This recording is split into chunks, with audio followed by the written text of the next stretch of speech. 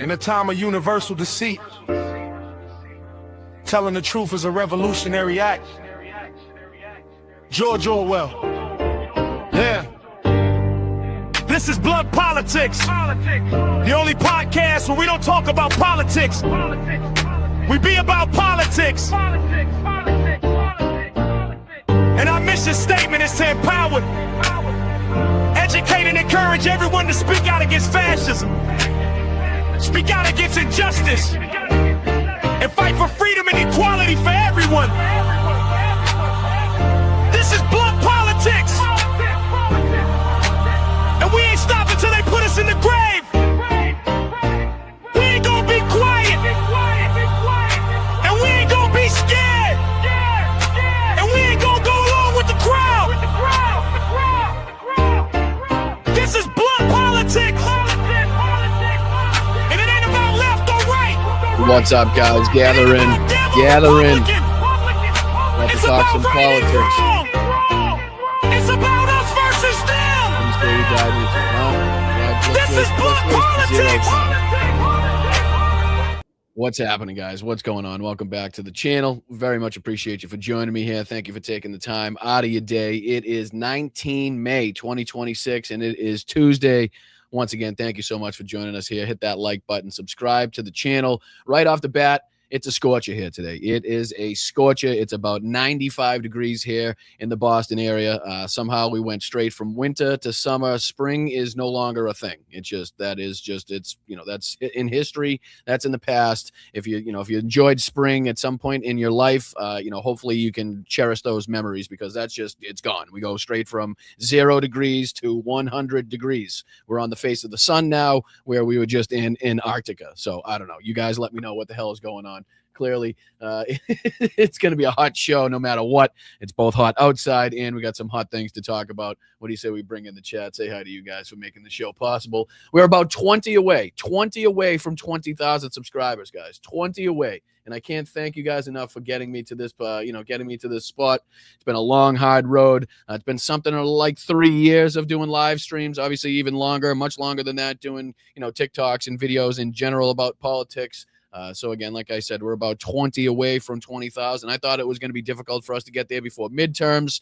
It turns out if you work hard, if you stick at something, then you tend to get rewarded in some way, shape, or form. And I thank you guys for, pushing the shorts out there, getting people to view those, which inevitably is getting subscribers to come over here, which hopefully inevitably turns to more people joining us for the live streams. So like I said, thank you guys. Salt of the Red Earth, what's going on? I see you down there. Appreciate you. What's going on, Yakov? What's going on, Roxanne, representing the merch? Thank you so much. What's going on, Karen? What's up, Namaste? What's up, Alvin? What's up, Dame Dog? Thank you guys, everybody who joined us last night for the Patreon Zoom. Some laughs were had, as always. I think we're kind of getting the flow down as far as those are concerned. Thanks for joining us, Adam, as always, keeping us lively, keeping it spunky. You know what I mean? But no, we had a good time last night. Thank you, everybody who signed up at patreon.com. That gets you access to the Zoom chats that we have every Monday night. And again, it's just kind of a shoot the shit moment. We sit around for a couple hours and we just chat. And like I said, get to know the people in the chat a little better. You get to put a face behind the screen name that you typically chat with during the week. Some great perks involved as well. You can get some discounts for the merch, all of those great things involved with the Patreon. You can sign up for a membership as well, just underneath me for YouTube for an entire month. You can gift out memberships as well. Cost you less than a gallon of gas to sign up for a YouTube membership. I think it's pretty good bang for your buck. But what do you guys say? What's up, Bethany? How are you? What's up, Kyle? Good to see you, my brother. What's going on, Tiff? Good to see you as always. Hi, Marie. How are you? Thank you so much, and congratulations. Member for 12 months, 1 year. Sabres are out. Here's the next season. I know. Tough loss, too. Tough way to go down. Game 7 at home. But it is what it is. Obviously, at this point, I have no way I can say anything, considering Buffalo is the reasons that the Bruins are not playing anymore. So, Marie, I feel your pain. But again, Game 7 at home kind of has that extra special sting. But at least you guys were down early and quick. You kind of knew that it was going to be a struggle right off the bat. At least a little bright spot, as it were. What's up, No Money G? What's up, Roxanne? What's going on, guys? Yeah, hit that like button as you guys filter in. I really do appreciate it. What are we going to talk about today? A lot of stupid stuff. A lot of stupid stuff as usual. We're going to be talking about Donald Trump's the most blatant act of corruption that we've seen in quite some time. With his slush fund that he's making for basically his private militia. I mean, let's just say it how it is. He's going to be giving it to the Oath Keepers, the Proud Boys, people in his family. People that again committed crimes that stood in the way of democracy for the benefit of Donald Trump are now going to be rewarded to the tunes of, like we talked about here, $2 billion, $1 billion, 776, obviously having to represent, 1776 in some way, shape, or form. We'll be talking about that. We're going to be diving into a couple Rachel Maddow videos. I haven't brought up Rachel on the show in quite some time, so kind of excited to get to talk about, get to see what she has to say about it. We got Todd Blanche crumbles in front of Congress. A bunch of clips coming out of that one. Some senators asking some pretty tough and good questions of Todd Blanche, not only of this, ongoing blatant corruption, but other things as well. We got China rolls out the red carpet for Vladimir Putin, right? Everybody thought that this was like some special reception that Donald Trump was getting. Oh, this is only the president of the United States kind of gets this reception. There's no way anybody else would get a reception like this because he's got to be the most. No, well, turns out Vladimir Putin, the seat is still warm that Donald Trump was sitting in China, and Vladimir Putin already over there walking on the red carpet. We'll be taking a look at a few clips of that. We got fake peace talks, basically making Trump delay the strikes that were apparently, allegedly inevitable. Nothing that he says really makes sense. He talks about how, some of our allies called him and somehow knew that we were going to strike in 3 days, but we were not giving them until it's the whole thing is ridiculous. Typically on a Monday, he's trying to talk about peace deals, right? It's either a Barack Ravid Axios report talking about how close everybody is on peace deals. Meanwhile, the last thing that I've heard from the Iranian side is pretty much, the same thing that we've heard this entire time, right? Lifting of the sanctions, recognizing their control over the Strait of Hormuz, the thing, nothing about nuclear in there whatsoever.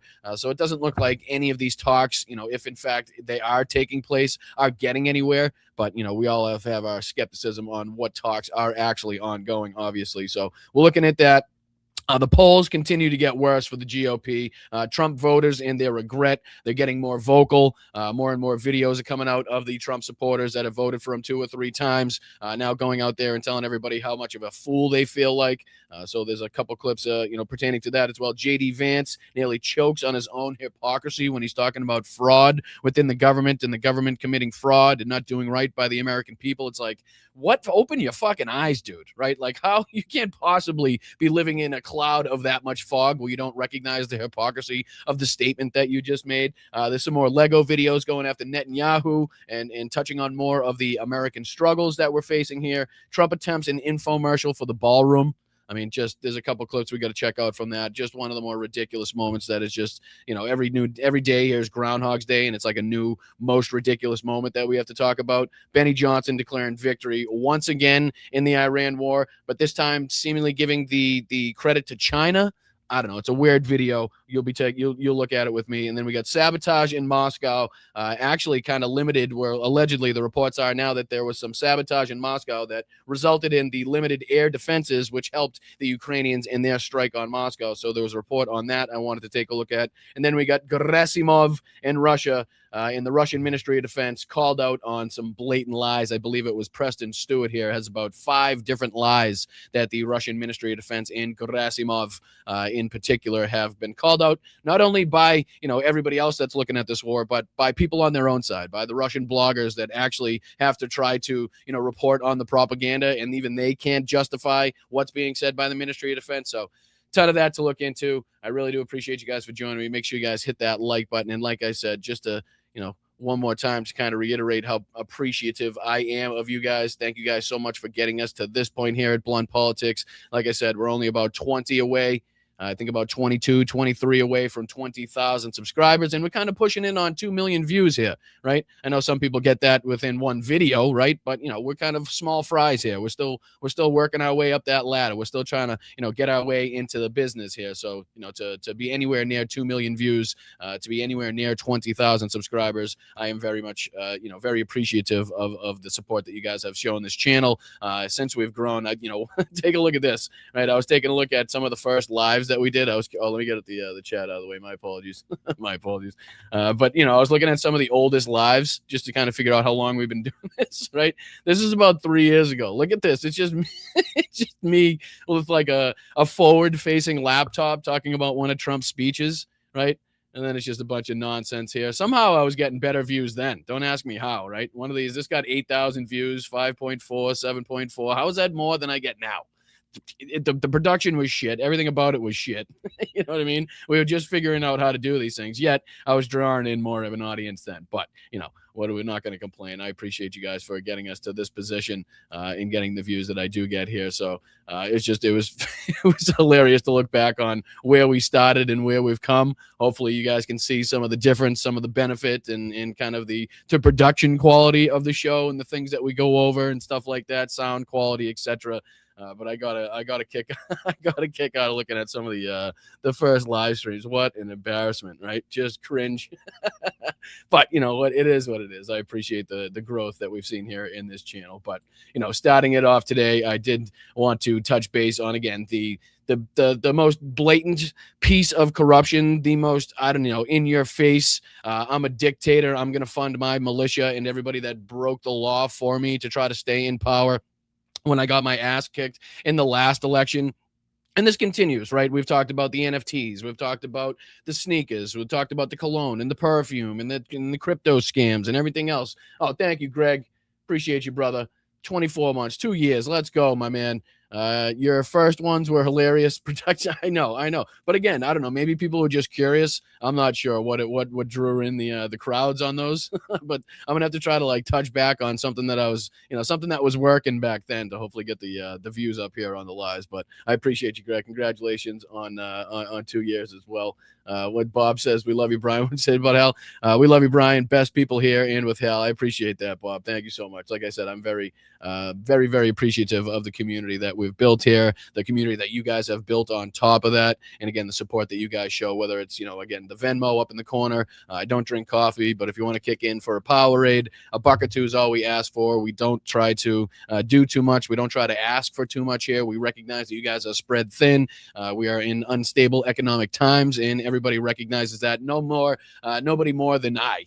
Right. So to put it mildly. So I appreciate anybody that does, take that 4 quarters you find in between the cushions and throws it in the Venmo, or again, donates a membership or sends in a super chat. All of those things. You guys are the backbone of this community, and I can't say thank you guys enough. So, all right, enough mushiness, right? Let's get on. It's 95 degrees out. I don't want to be sitting in here sweating to death because I'm talking so mushy. All right. And again, this is Rachel Maddow. There's 2 of these that I wanted to get into. One's kind of just shorter than the other. Maybe I'll play this first one. Let's play this. I'll play this one first because this is just a quicker video that she had out, a quicker clip that people are putting out there. And basically, this is talking about Donald Trump and his stock routine, his stock buy, what he's bought as far as stocks and how he's then gone on to make decisions, utilizing his power as president of the United States to benefit those companies, to utilize the companies that he's investing in, that he's buying stocks in. Again, this whole thing is just the most blatant act of fraud, corruption, and rape, pillaging, and plundering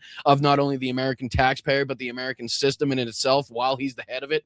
I mean, it's just, again, he knows that he has the complete grip on power right now as far as the DOJ, the FBI, the Pentagon, the House, the Senate, the Supreme Court. So they're utilizing this right now to do everything they possibly can to enrich themselves. Doesn't matter how blatantly corrupt it is, how many people are calling it out. They feel like they're so insulated from, accountability, from, them having to, to look justice in the fucking face, that they can just get away with this. And they, it's this blatant where, we have to start calling it out, even the stock trades and shit, and how it's being utilized in the policies that he's putting forward, and in the businesses that are being incorporated in those, much like Palantir. Goes on to talk about a few of the other ones here. What was the NVIDIA, right? So here's just a clip here from Rachel Maddow talking about Donald Trump's, stock trades and how he's gone on to basically use his power as president to enrich himself and everybody else invested in those companies. Now, with each passing hour, we're getting more and more reporting coming out about how his stock buying as president tracks with things he's doing as president to boost the value of those stocks. I mean, it's just incredible. So in January, Trump buys hundreds of thousands of dollars of stock in NVIDIA. Then a week later, his Commerce Department approves the sale of NVIDIA chips to China. Also, that's funny. Wasn't that just a big portion of his trip over there? Wasn't he accompanied by the CEO of NVIDIA? Wasn't, there are talks about, China getting their hands on specific chips? It's funny how that works as Donald Trump's investing in these companies, right? Like, this isn't, as many people want to call out, like, the people in Congress for their insider trading. The Republicans love to talk about Nancy Pelosi. Like, this is far and away more corrupt than anything that ever takes place within Congress, right? Being the president of the United States, investing in companies, and then going on to basically make those companies more powerful and rich so you can enrich yourself at the same time. That is the definition of corruption. I don't know, like, there's no other way to put that. It's mind-blowing. And again, this is just a fraction, a little piece of the puzzle that is the ongoing corruption and fraud and the scheming behind the scenes to try to, again, rape, pillage, and plunder the United States taxpayer and the United States government to enrich themselves. This is just a fucking minute piece of this.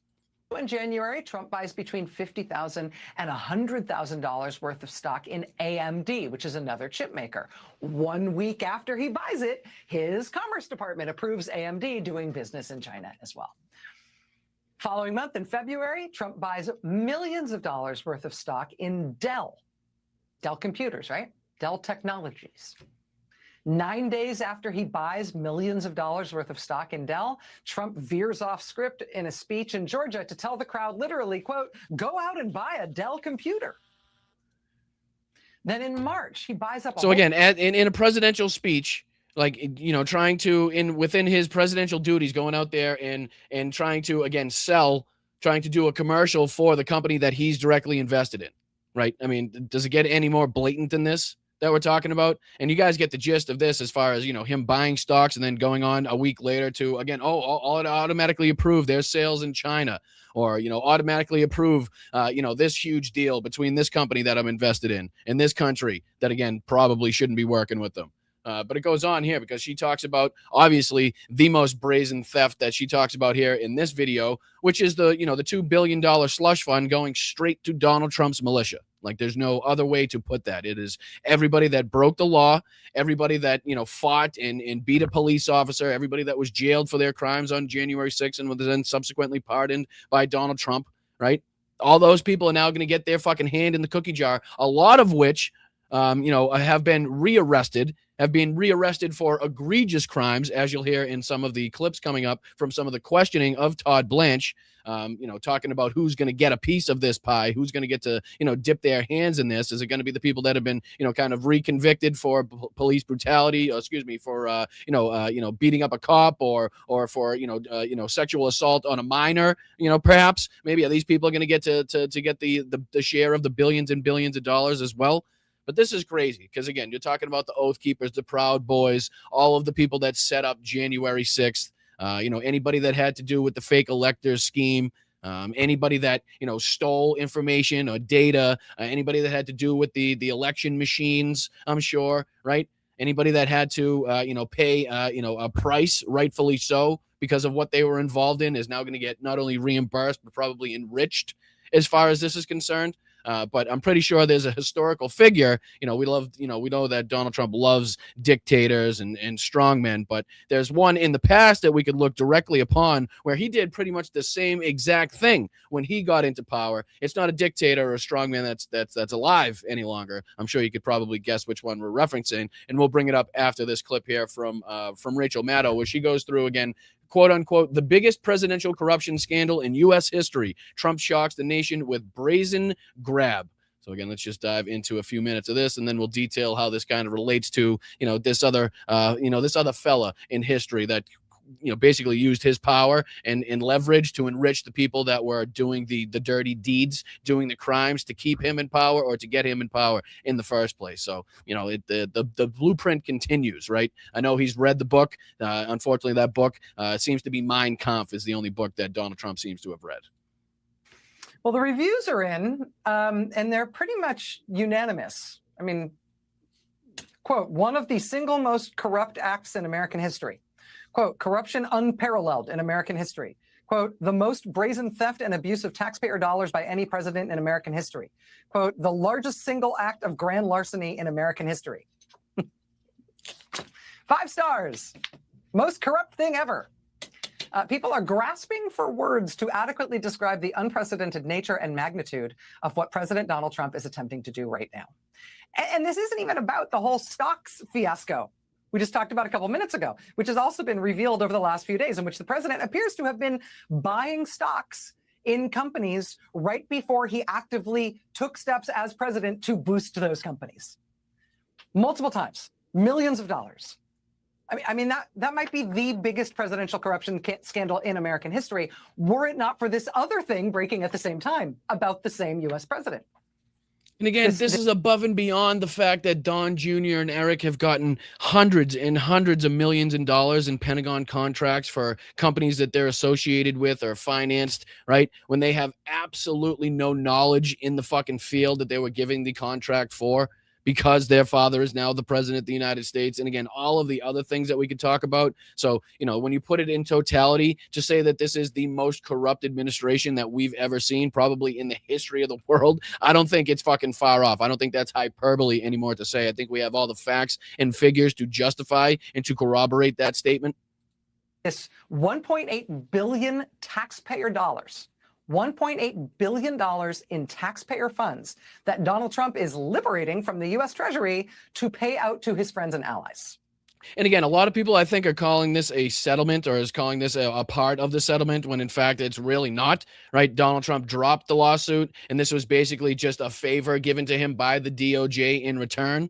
I mean, that's just, there's no other way to look at it. The settlement, it's not a settlement. The lawsuit was dropped. And again, this is just a reward, a favor, because they know what the Fuhrer, the leader, wants to see, and they know what would appease him. And again, you know, for him to say that he had nothing to do with this and no knowledge of this is just the biggest bunch of horse shit. And look, I know there's a lot of coverage today that has described this fund. First of all, they're describing this $1.7 billion. That's $1.8 billion. But you're also seeing a lot of descriptions, a lot of headlines about this thing, describing this fund as some kind of settlement of Trump's ridiculous lawsuit against the IRS. See, I should have shut my mouth and let Rachel continue. My apologies. With all due respect to my friends in the beleaguered mainstream U.S. media, I got to say that coverage and those headlines need to be refreshed. Because while Trump might have, talked about his grievance against the IRS as a pretext to explain. Correct. The two things are unrelated. To do here, the way this has worked out, it's basically totally unrelated. This pot of money, this $1.8 billion, is not actually meaningfully connected to Trump's supposed grievance against. No, it is a blatant gift. It is a blatant, okay, let's just hand over and try to appease the president, the Fuhrer, and hopefully maybe we'll get something in return, or we'll just do this because we know this is exactly what he wants to see. This is what he's been calling for, since the 2020 election. It's just, that's all it is. Again, they try to make it seem like it's attached to it. They try to make it seem like it's associated, but Trump dropped that lawsuit. This is, again, just a favor. This is just a gift given to him by Todd Blanche, the DOJ, and the rest of these fucking corrupt hacks. The IRS. His lawsuit against the IRS is gone. Trump dropped it. So this $1.8 billion, this is not like a settlement that's being overseen by a judge or something. It is just something that Donald Trump told the government he controls to give him. And so now the government he controls is going to put almost $2 billion into a fund for him at the Justice Department, and Trump's attorney general will control the money. There is no judge involved. Neither the courts nor Congress is approving any settlement or overseeing any part of this. This is just Trump getting a ton of taxpayer money to dole out. Maryland Congressman Jamie Raskin today called it, quote, nothing but a racket designed to take taxpayer dollars out of the Treasury and pour it into a huge slush fund for Trump at DOJ to hand out to his private militia of insurrectionists, rioters, and white supremacists, including those who brutally beat police officers on January 6th. Joining us now is Congressman Jamie Raskin of Maryland. Again, she goes on to speak to Jamie Raskin there, but as you'll recall, there was a similar situation to January 6th that was had in 1923. It wasn't the January 6th of 1923, but it was the November 8th and 9th of 1923 when the Beer Hall Putsch took place, and Hitler again stormed into the Burgerbrau Keller, demanding to take over power there in Germany. Right. And there was about 16 or so. I think there was 16 on the Nazi side and about 4 or so different police officers that were killed in that. And again, after Hitler got into power, here, let me throw this on the screen. They're probably better at explaining this here. Right. So this is the sequence of events. Brings everything up here. Throw this on the screen for you guys. Can I make this a little bigger so you guys can read it a little bit more easily? Is that a little better? So here we go. November 8th, 1923, Bavarian State Commissioner Gustav von Kahr was given a speech to a crowd at the Bürgerbrau Keller. Hitler and hundreds of armed Nazi stormtroopers, the SA, surrounded and burst into the hall. Hitler fired a pistol into the ceiling and declared the national revolution had begun.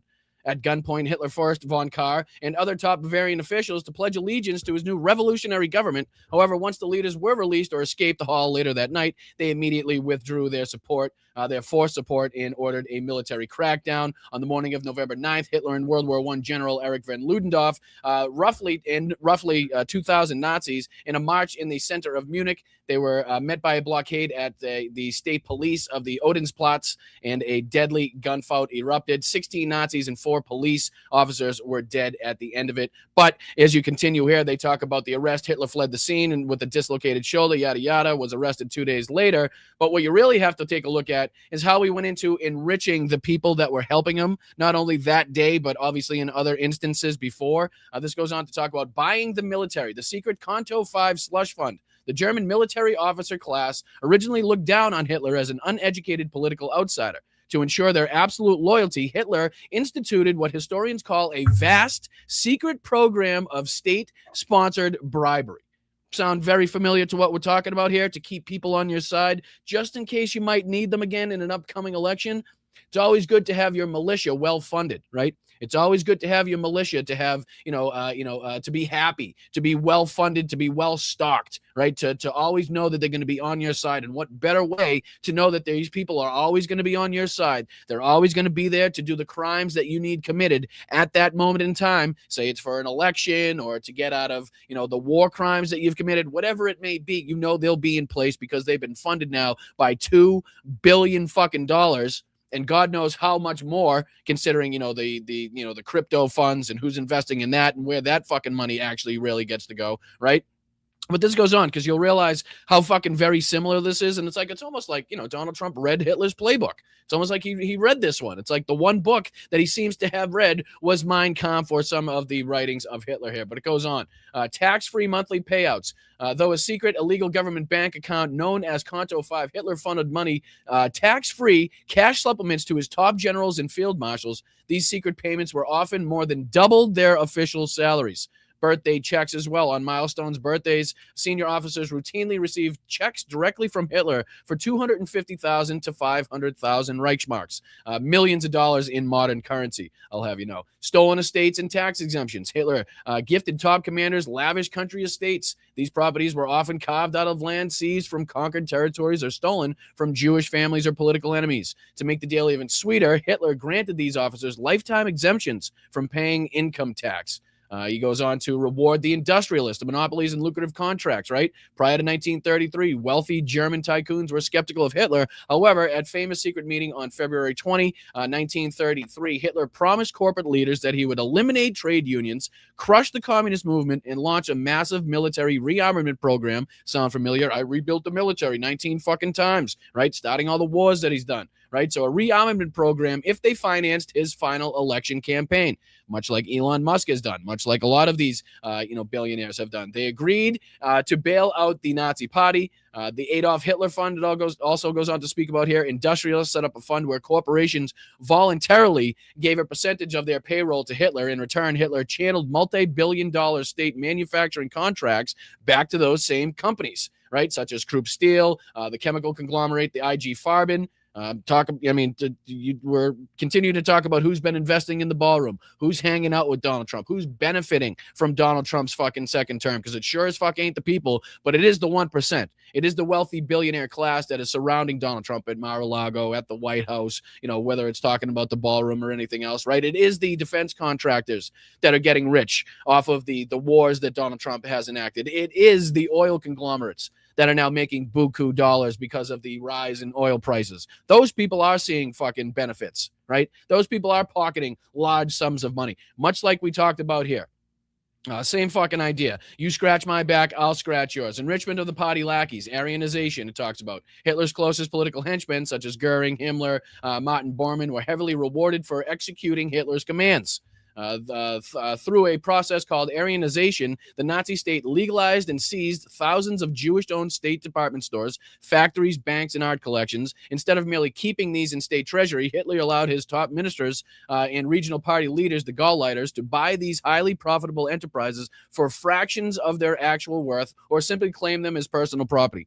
Goering, for example, used his position to amass staggering personal fortune and a world-renowned art collection entirely through state-sanctioned plunder. I mean, again, this is just, a representation here, a one-to-one connection between what we're seeing now, how blatant it was back then when the Nazis were doing it, and how many different routes and paths they had to funnel money to the people that were, again, doing the dirty deeds, committing these crimes behind the scenes for Hitler, where he didn't have to put pen to paper to sign his initials, to sign his autograph on it, for history's sake.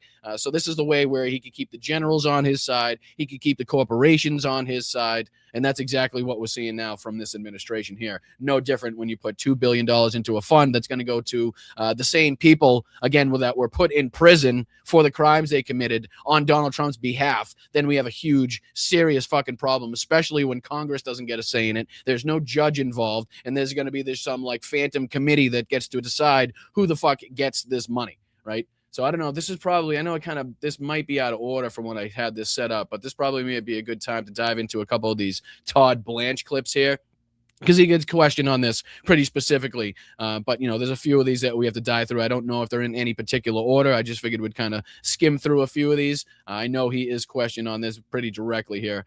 This is Aaron Rupar post Todd Blanche on the January 6th slush fund. By the way, it is true that this is unusual, but it is not unprecedented. It's not limited to Republicans. There's no limitation on the claims. Basically saying this is unprecedented. It's never happened before. It's blatantly corrupt. But don't worry. We're still opening up the applications to Democrats. If there's a Democrat out there that was involved in January 6th or has somehow committed a crime on Donald Trump's behalf, or was somehow, a victim of the weaponized Justice Department under Joe Biden, like there's going to be a ton of Democrats out there trying to sign up for those, right? But that's what Todd Blanche tries to get across in this first clip as well. So, like I said, there's probably 3, 4, 5 of these that we have to go through.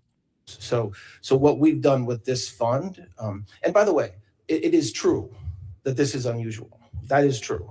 Illegal, not unusual. I know there's different words that you can use in that circumstance. I like to say illegal, corrupt, blatantly fucking, fraudulent, right? Probably the most, Rachel Maddow put it great, the most brazen act of corruption that we've seen in quite some time as far as that's concerned, but it's funny how they try to change the wording around to make it seem like, oh, it's just unprecedented. Yeah, absolutely. It's unprecedented. There's a reason why it's never fucking happened before.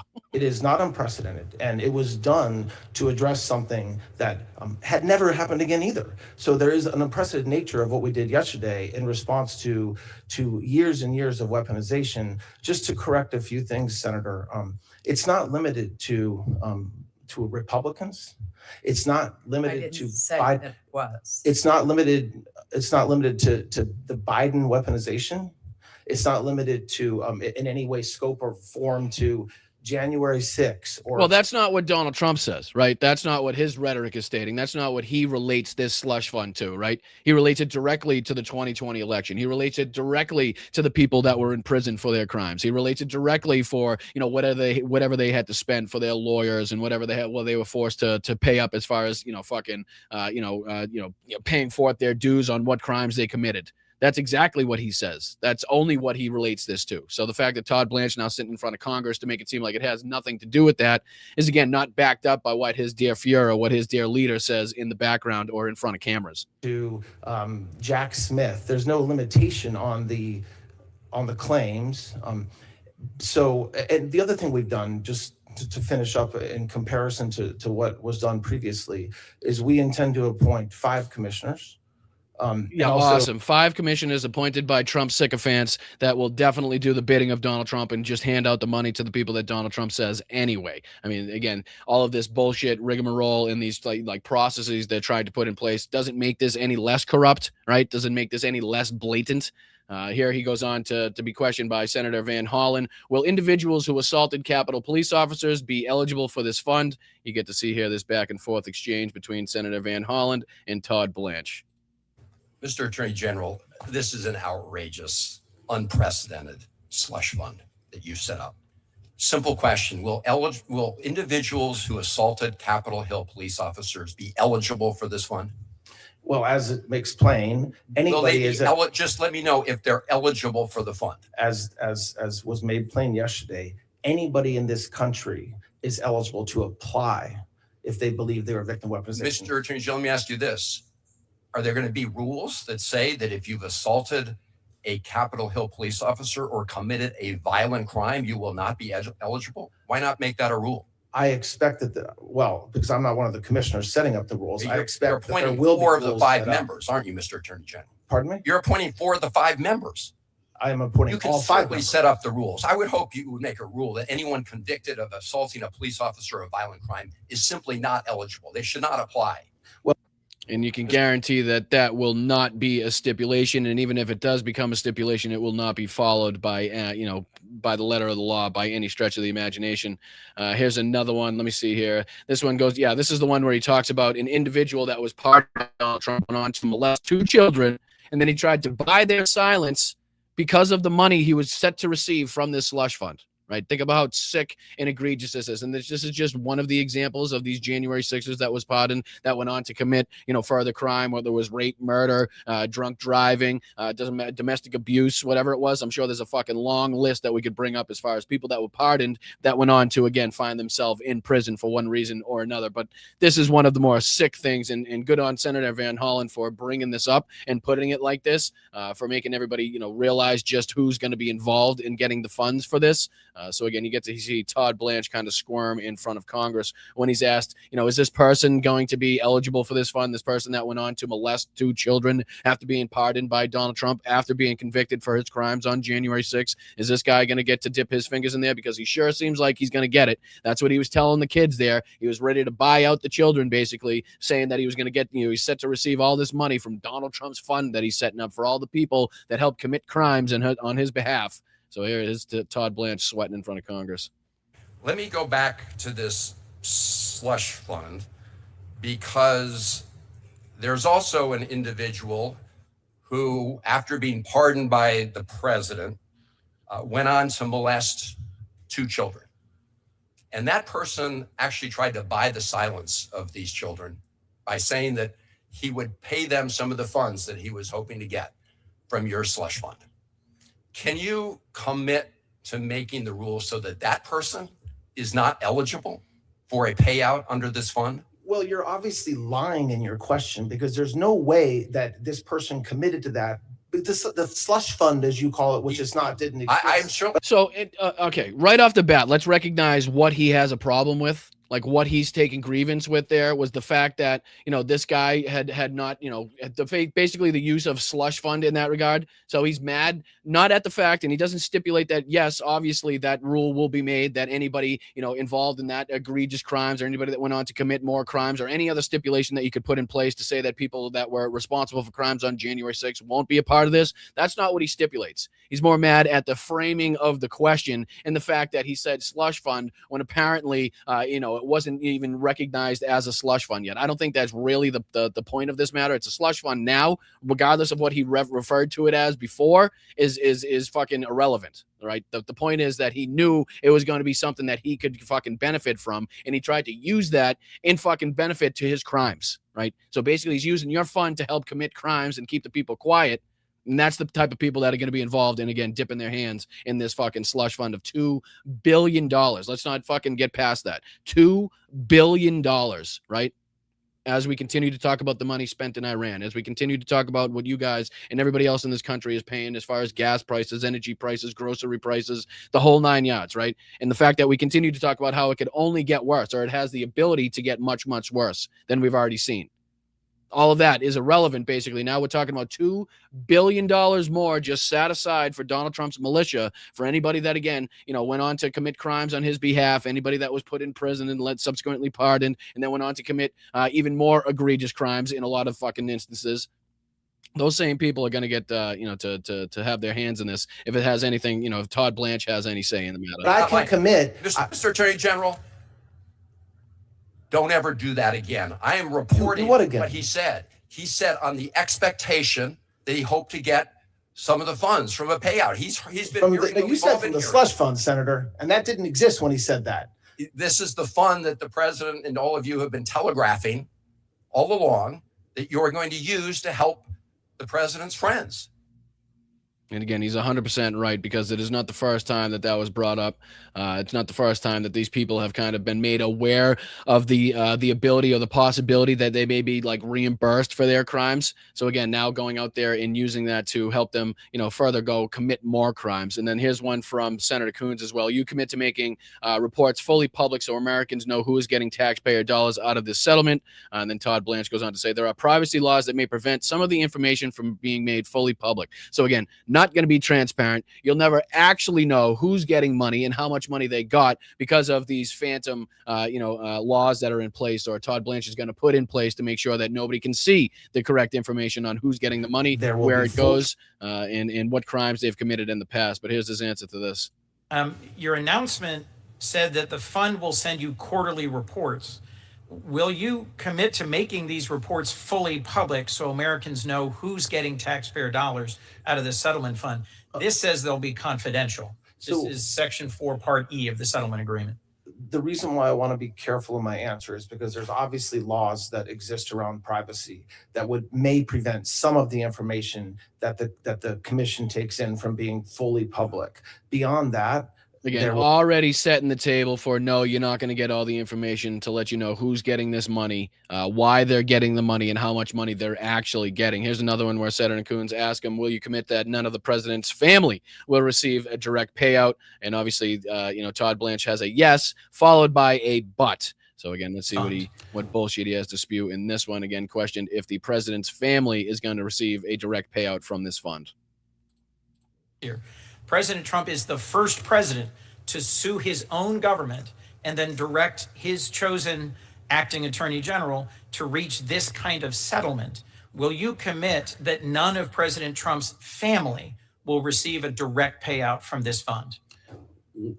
Yes, but what you just said is not true. I mean, if I can correct that. Please. The president did not direct me to do anything. And secondly, when we said it was that the structure of the commission is similar to Keepseagle, that's true. It wasn't the case. So again, remember everybody, he said yes as far as being under oath, testifying in front of Congress. Yes. Here's another one. Todd Blanche, basically not doing Donald Trump any favors here.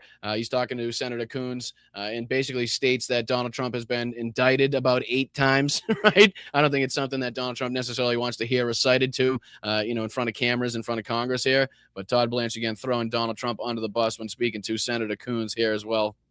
Has it ever happened that a sitting president sued his own government for $10 billion No. and then directed the settlement of the case and the establishment of a payout fund? No. Not that I'm aware, but there's a lot of things that President Trump's the first of. No president had been indicted 1, 2, 3, 4, 5, Correct. 6, 7, 8 times either. That's not the flex you think it is, you absolute fucking twat bag. What an absolute moron. Yeah, Donald Trump's responsible for a lot of the first. The first guy, civilly liable for sexual assault, in the presidency. The first time that anybody's been, convicted of 34 felonies, indicted 8 times, impeached 3 times, hopefully at this point. You know what I mean? Like, he's had a lot of firsts, but I don't think he wants you out there reciting all of those. They're not, like I said, I don't think it's the flex you think it is there, Toddy. Correct. No president's been indicted. And will you commit that none of this money will go to President Trump's campaign donors? I am not committing to anything beyond the settlement agreement itself. When you say campaign donors, that they are not excluded from seeking compensation. Last question. During police week. So again, there's even stating that the donors are eligible to get some of this compensation as well. I think there was a couple more here. We don't have to bore you too much. You guys can see and get the gist of this. Just kind of doing the end around, the run around here to do anything possible to make it seem like this is legitimate, to make it seem like it isn't corrupt and like, this is just normal business. This is like things, stuff that happens every single day around here, which obviously it's not, and something that we absolutely can't normalize. This is Blanche says that Trump's campaign donors are eligible for payouts for January 6th. Was that the one that we just saw? No, I'm getting them all mixed up. Whether an oath, yeah, here's the one. We'll end on this one. This is Todd Blanche. Whether or not oath keepers can apply for compensation. He says basically, yes, anybody can apply for compensation, thus, proving the fact that this is basically just funding for Donald Trump's militia. And again, anybody that's, been willing to do crimes or in the future will be willing to do more crimes whenever he needs it. Again, whether that's for elections or to get out of some acts of criminality that he's been involved in his second term here, whatever it may be, you can now know that, the people getting, hundreds of thousands of dollars, millions of dollars even from this are going to be firmly beside Donald Trump and firmly on the side of loyalty to Donald Trump for quite a long time.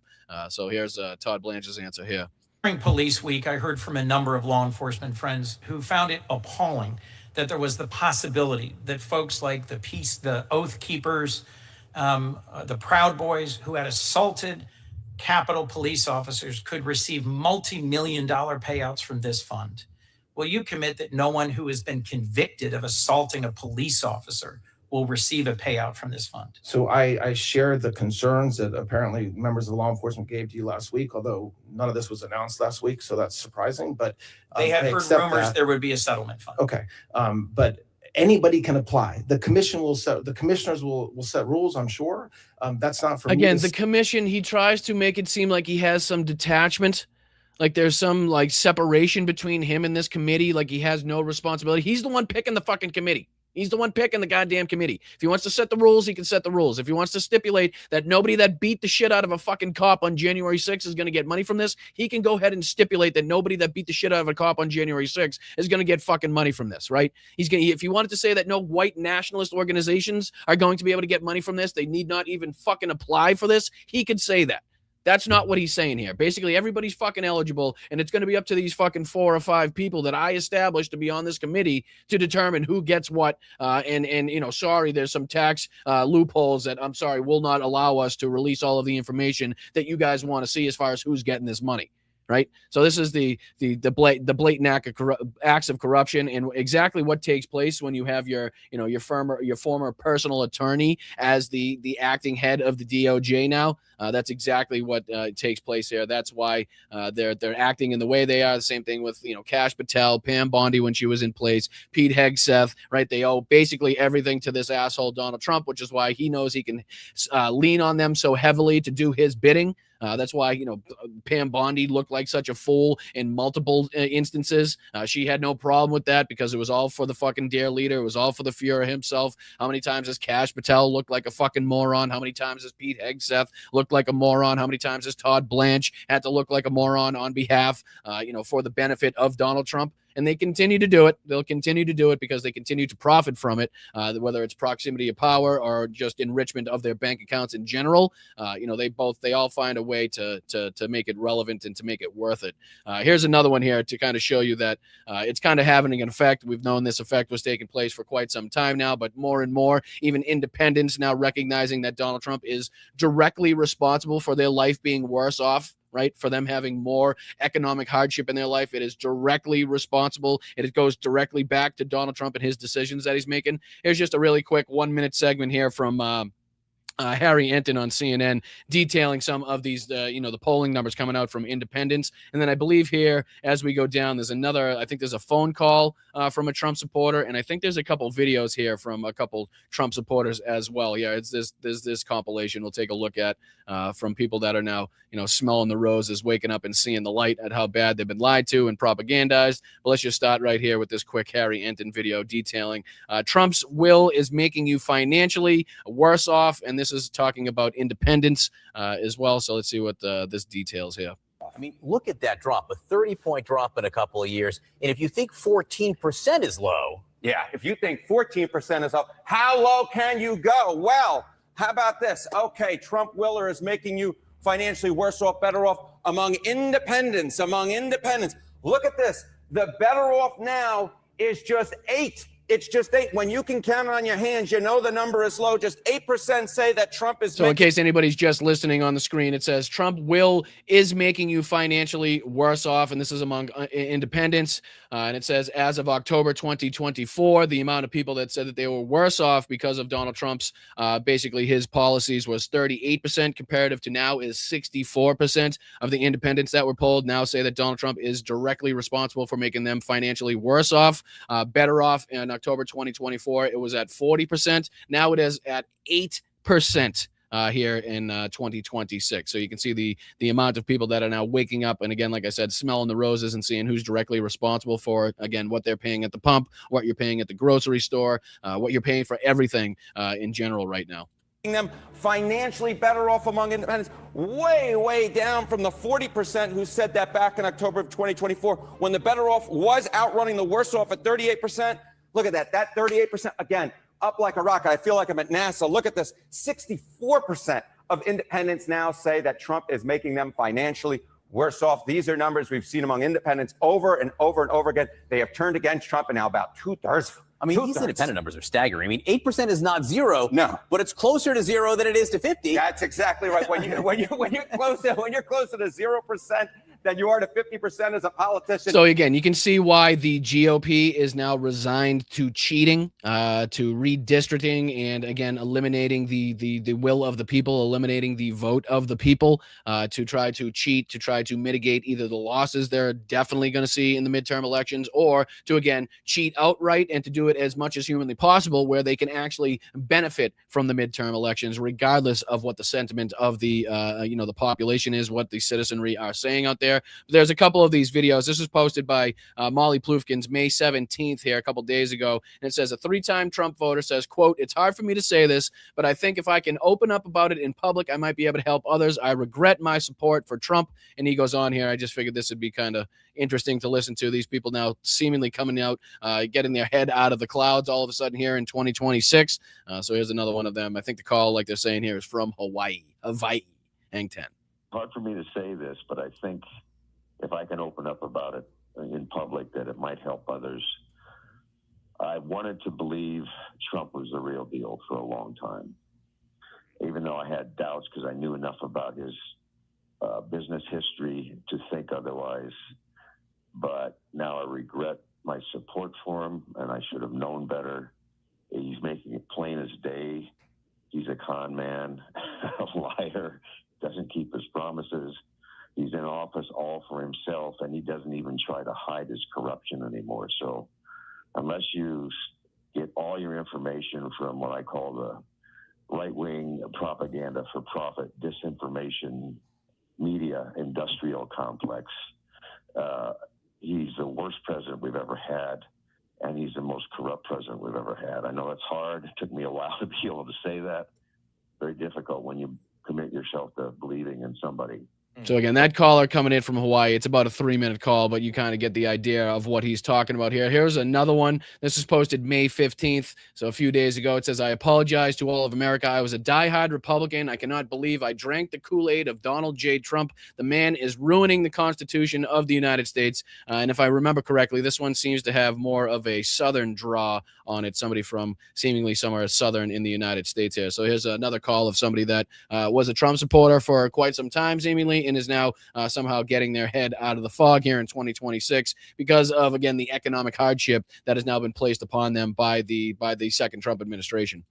Cleveland, Ohio, Republican. You're on Open Forum. Well, I'd like to first say I apologize to Is that a fucking Cleveland accent? That's a Cleveland, Ohio accent? That's got to be a transplant. I'm sorry. Anybody in Cleveland from Cleveland in the chat? Can you guys, can you guys second that? Can you back that up as far as a Cleveland accent? I definitely thought that was farther down south.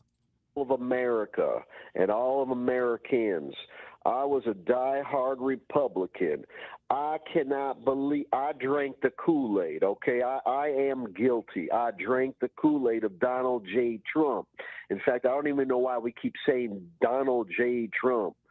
This man is ruining the Constitution of the United States.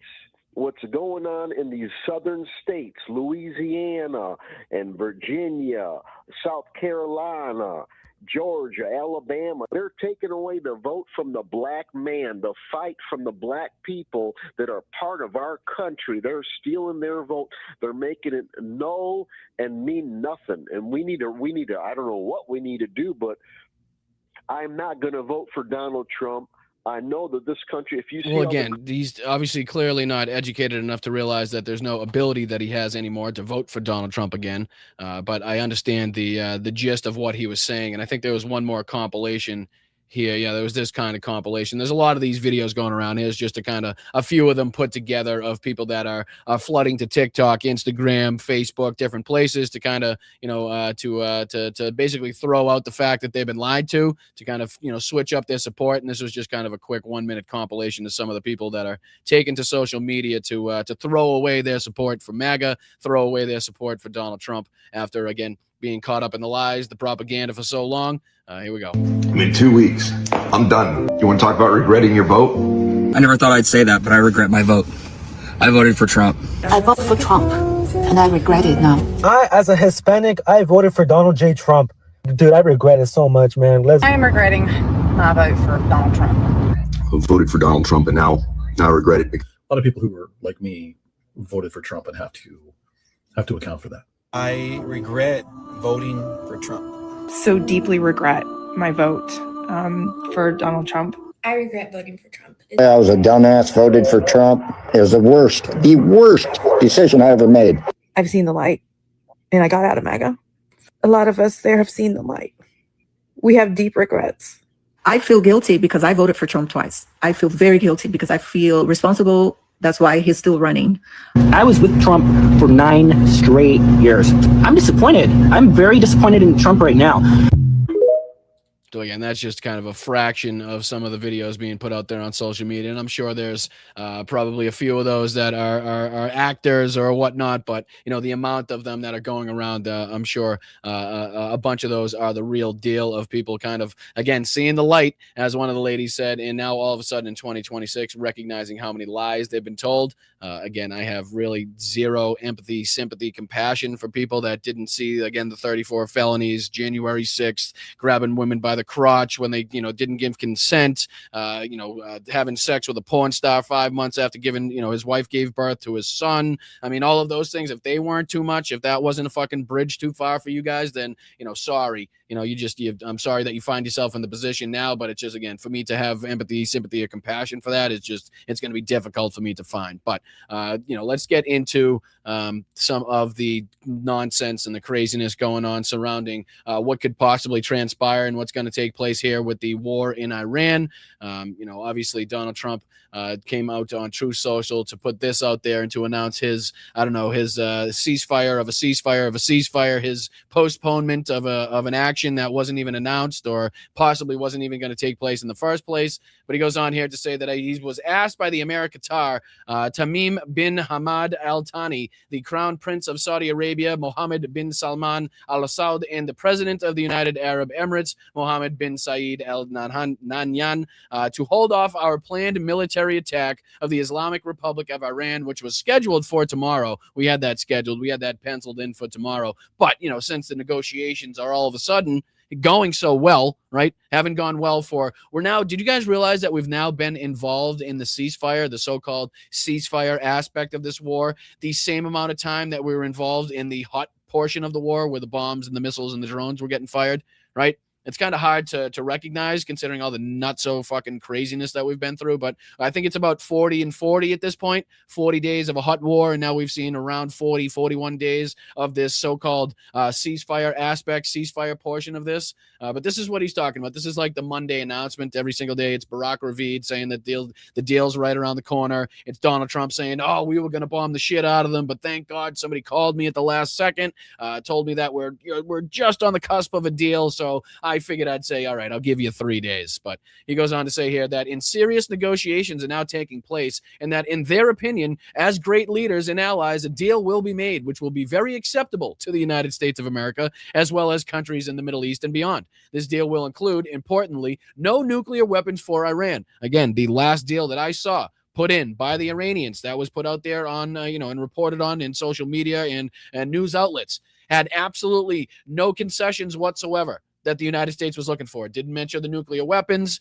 Continued to talk about they wanted, compensation. They wanted, to recognize their control over the Strait of Hormuz. They wanted to release all of the funds that have been held up, the frozen funds. So again, this is the same thing that they've been sending in time and time again, which seemingly Donald Trump doesn't read a sentence of before he throws it away. So how we're any closer to a deal, how these negotiations are going better now than they were before, I don't know. Fucking know. I don't know. Your guess is as good as mine. Again, even the military experts and the analysts that follow this day in and day out and fucking this, they live, breathe, and eat this stuff, don't know what the hell's going on. They just don't. It's impossible to know at this point in time when you're led by such madmen. This says the deal will include no nuclear weapons. Based on my respect for the above mentioned leaders, I have instructed Secretary of War Hegseth, Chairman of the Joint Chiefs of Staff, General Dan Kane, in the United States military, that we will not be doing the scheduled attack of Iran tomorrow, but have further instructed them to be prepared to go forward with full, large-scale assault of Iran on a moment's notice in the event that an acceptable deal is not reached. Thank you for your attention to this matter, yada, yada, yada. So again, just ridiculous nonsense from Trump here. And even this portion of it doesn't make much sense because he was questioned about, oh, thank you so much, Dame. Appreciate you, brother.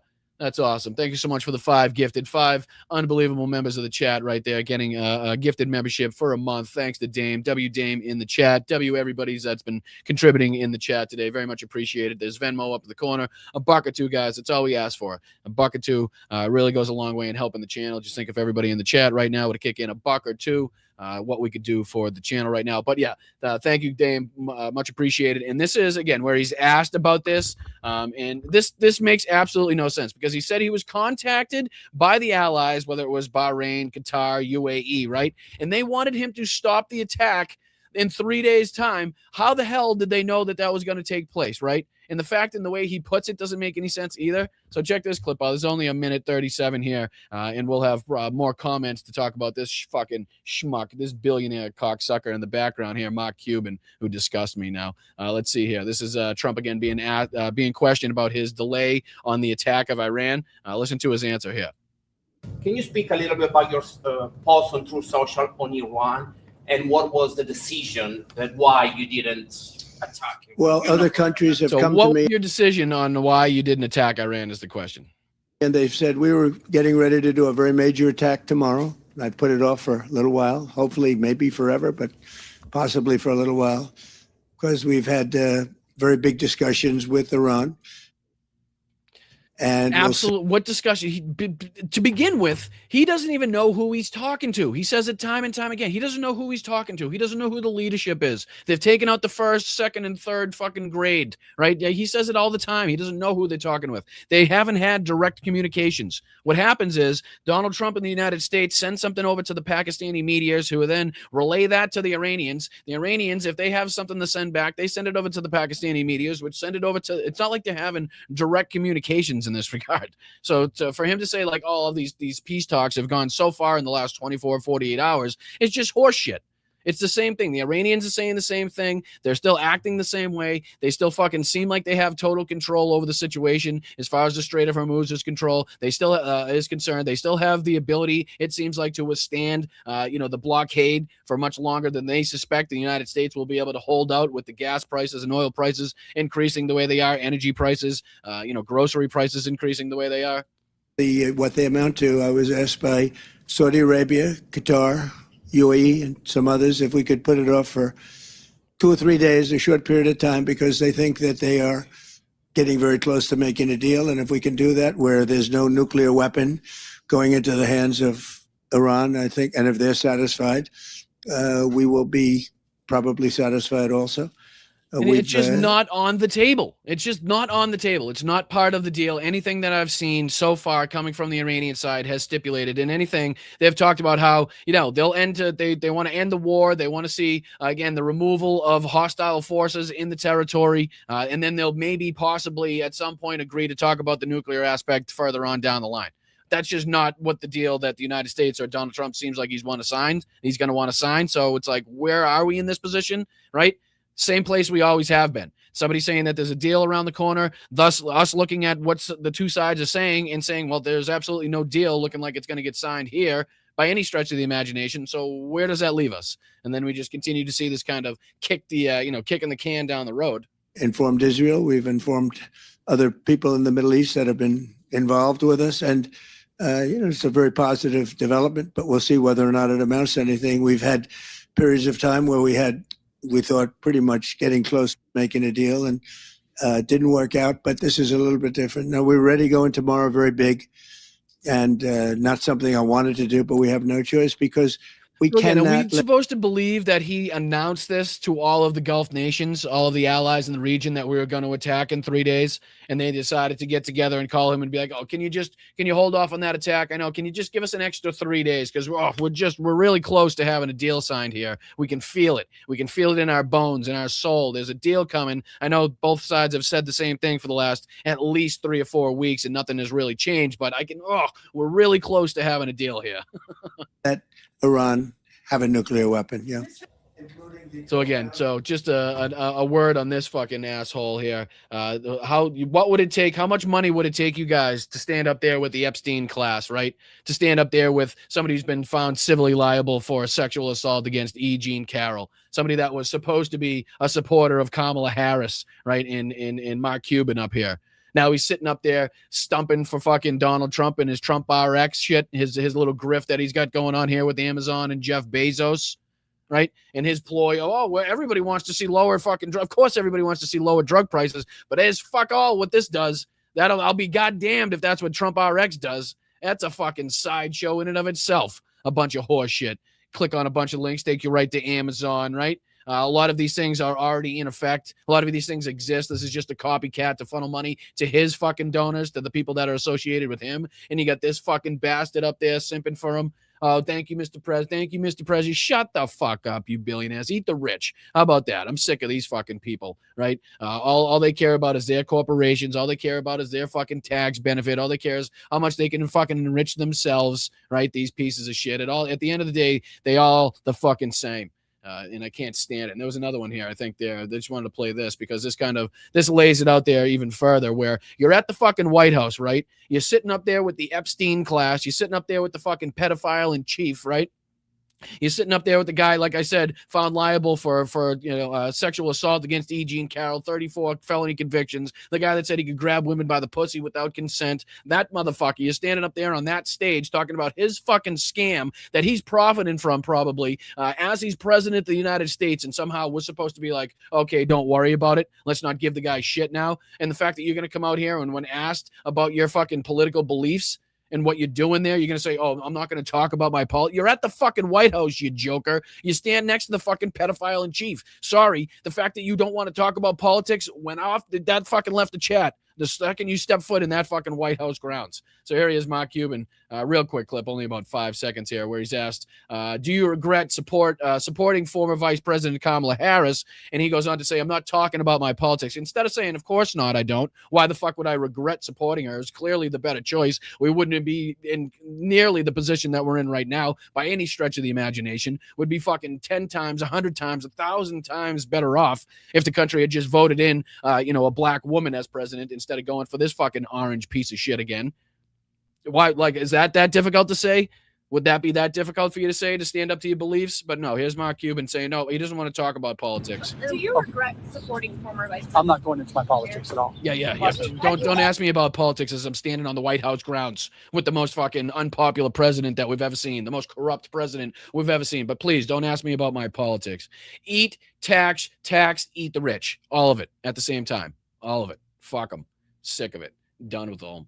And again, here's the next clip I wanted to get into here was J.D. Vance basically having to choke on his own hypocrisy, of the fact that he could even get this sentence out or one of these sentences out without actually convulsing and choking on the large amount of hypocrisy coming out of his face was fucking wild for me to see. Let me throw this on your screen real quick, because this is him making some speech at some ridiculous place that they've sent him to keep him out of the limelight, where he's talking about, again, fighting fraud in Washington, D.C. And in one of these, he actually screws up. I'm not sure if it was in this one that I have pulled up, but he actually talks about, it could actually be this one, where he's talking about the fraud that's taking place in Washington, D.C. and how people need to fight back against the corruption in Washington, D.C.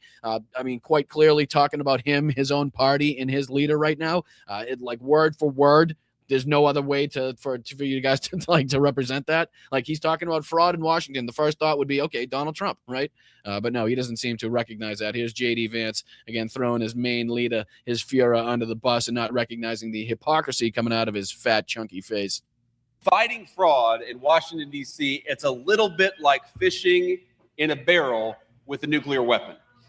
It is the easiest thing to find. Every single day, my staff will bring me new reports of the ways that you're being defrauded. And does he know how this sounds? Again, just for optics' sake, does he understand how this is getting across? Does he understand what the people in this country actually think of this administration and how much they're being fucking conned and frauded out of their taxpayer dollars? For him to be like, well, Jesus Christ, you could go anywhere right now in Washington, D.C., almost a year and a half into our fucking second term here, Donald Trump's second term, and you can still find fraud everywhere. Like, it's all over the place. We get reports every day of Donald Trump's fraud. I don't look at them, of course. I don't pass them along to any of the appropriate agencies, of course, but we do get these reports of the NFTs and the fucking perfumes and the colognes and the gold sneakers, right? All of these things, we do get reports on them, but we don't look into them at all. But we know about them.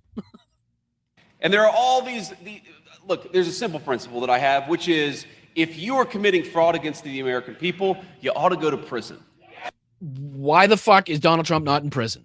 Okay, the first person you should be walking right into that jail cell, right into that prison cell should be your fucking boss, okay? The hypocrisy, the blatant and utter hypocrisy and stupidity of the people behind him being like, yeah, that's what I want to see. All the people frauding us right now. All the people conning us right now. It's like all those must be the Democrats that are not in power by any means. You know what I mean? It can't be the people that have the House, the presidency, the Supreme Court, the Pentagon, the DOJ, the FBI, the DNI. You know, it can't be any of those. So they can't be responsible. It's got to be the opposition right now that has no power within this government whatsoever. Fucking jeez.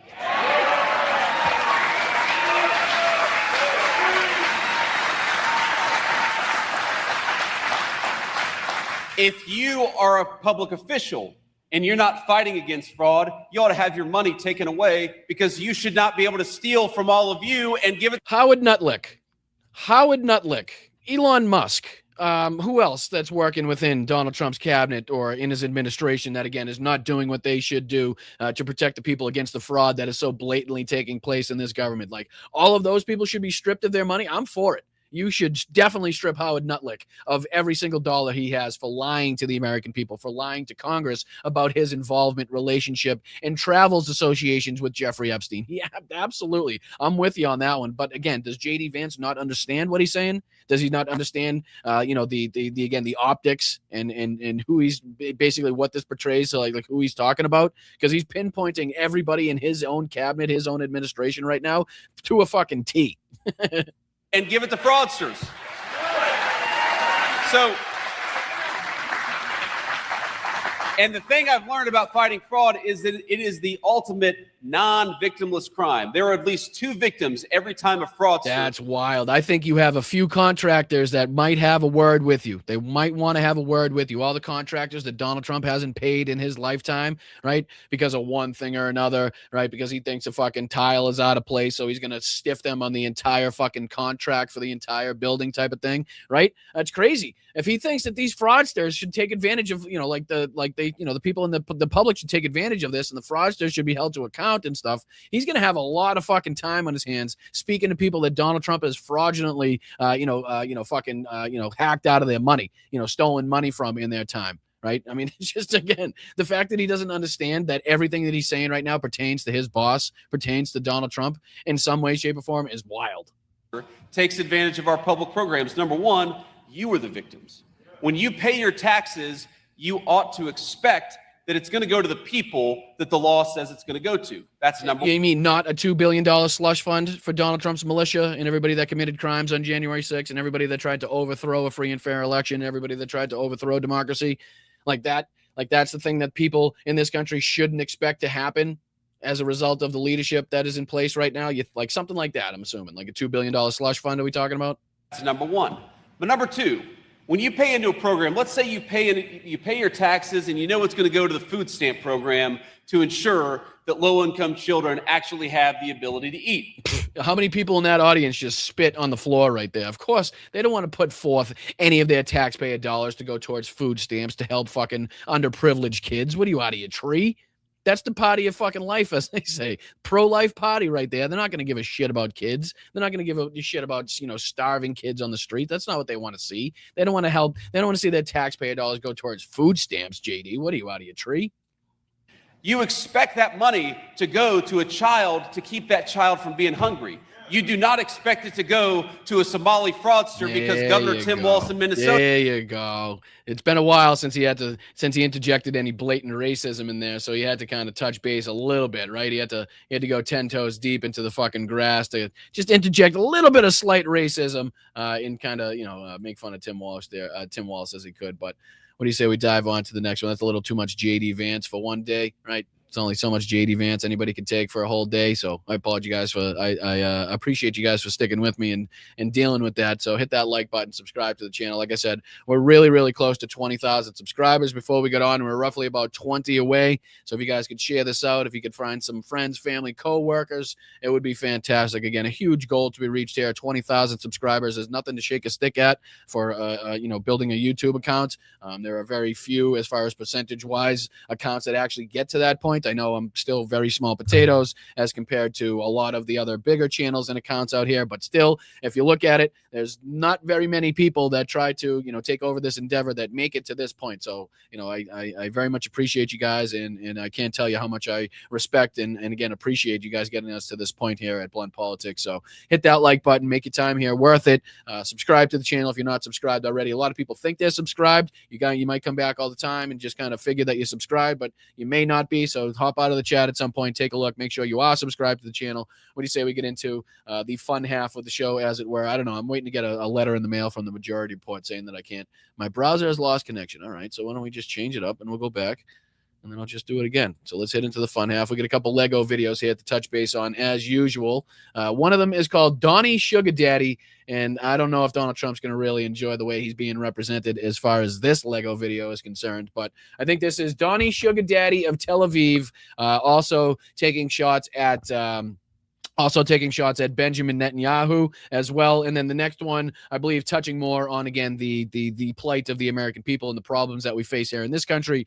Meanwhile, we're enacting war in other countries and, again, putting people, under danger, under threat, and obviously economic pressure because of what we've now enacted as far as Donald Trump, Benjamin Netanyahu on the world stage as well. So what do you say we dive into a couple of these new Lego videos? This is Flow Lego and Military Lego AI putting out this one, again, titled Donnie Sugar Daddy of Tel Aviv. I like it already. But what I should do is maybe put the sound on. Typically helps sometimes if you put the sound on when you're listening to a song. Typically helps. All right, here we go. I enjoy this one already. Donnie's the sugar daddy of Tel Aviv. Sorry.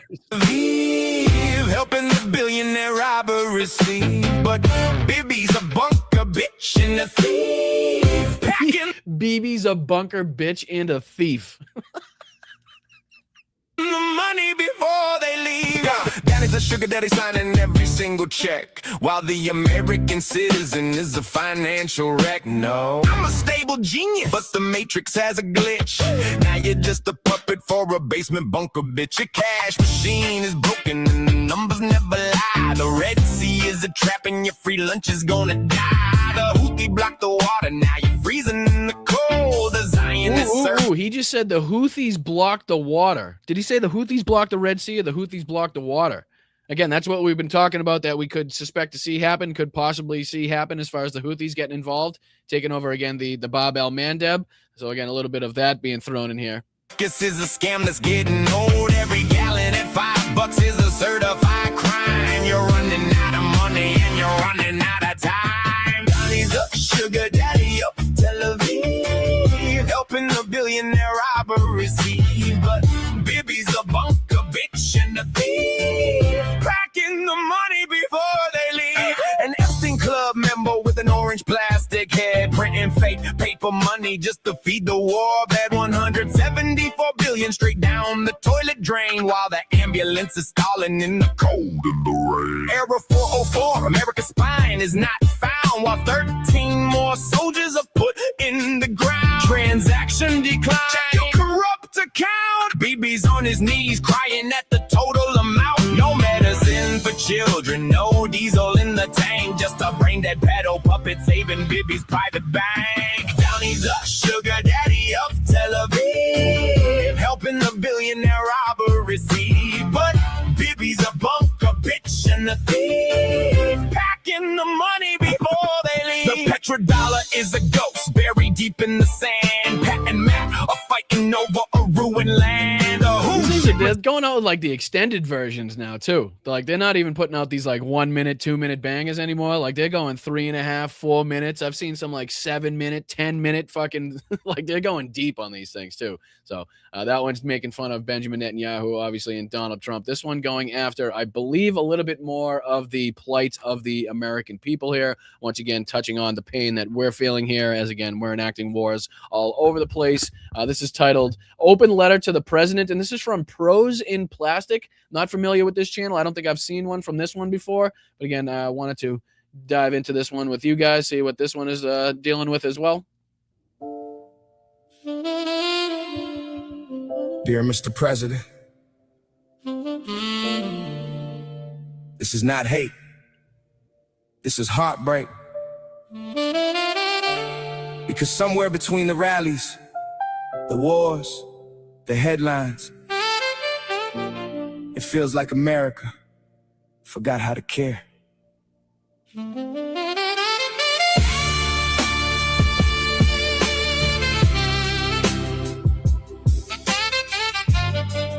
Yeah.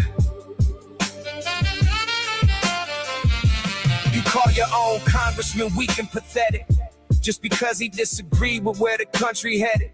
Thomas Massey spoke his mind, now we treat it like a traitor. Already going in on the feud between Donald Trump and Thomas Massey in Lego form, yeah. Loyalty matters more than the truth of the voter. And maybe power changes people over time. Maybe cameras and applause start rewiring the mind. Cause lately every criticism sounds like personal attack. And every disagreement turns into combat. Meanwhile, JD targeting California aid, while families scared their health care might fade. Medi-Cal hanging while politics play chess. And rural hospitals drowning under federal stress. Children needing care, nurses losing sleep. Wow, children needing care, nurses needing sleep. Talking about the plight of the rural hospitals. I mean, again, tell me where the lies are. Praying coverage still there next week. But Washington talking like suffering abstract, like pain, just numbers buried deep inside charts. Can you hear your people crying? America's slowly dying. We don't need more fire in the sky. We need somebody. We need somebody who still feels inside. Yeah. Then you stood on television, calm and cold, saying rising prices not what you thinking about at all. While bombs falling overseas in another fight, as working families barely surviving every night.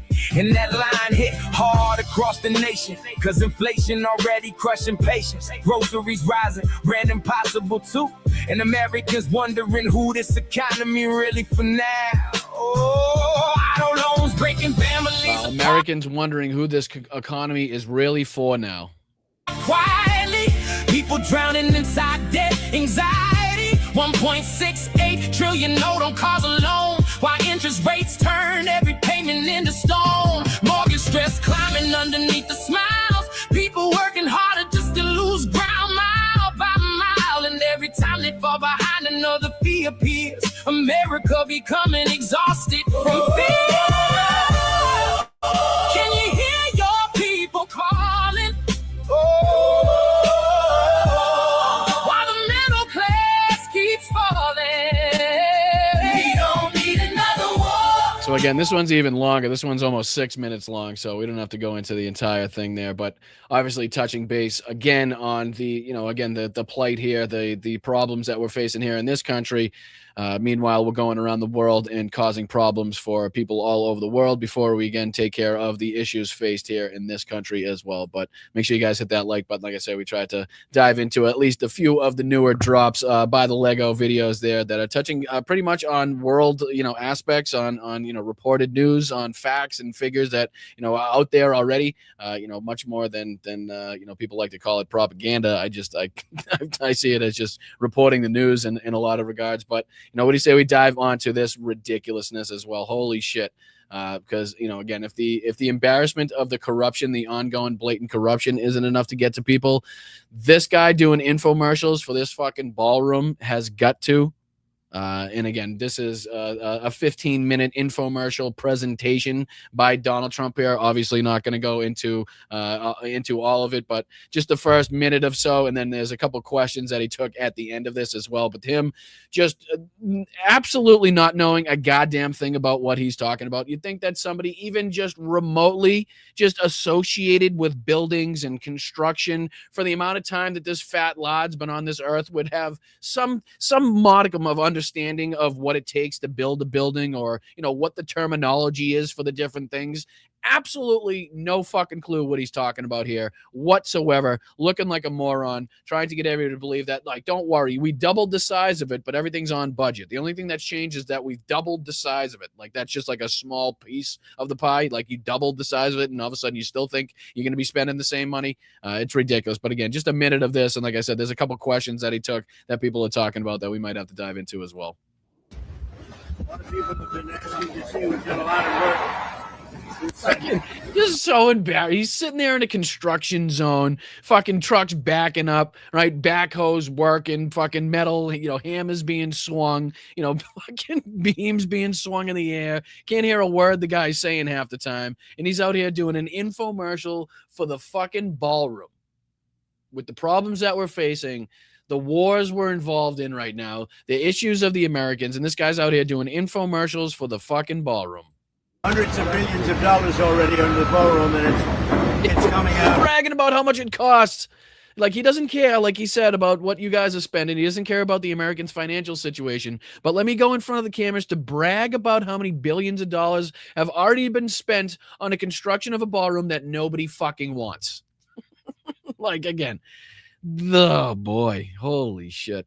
I think incredibly. We have some renderings of the finished product. It's all knit together. At the top of the ballroom is Look at this asshole.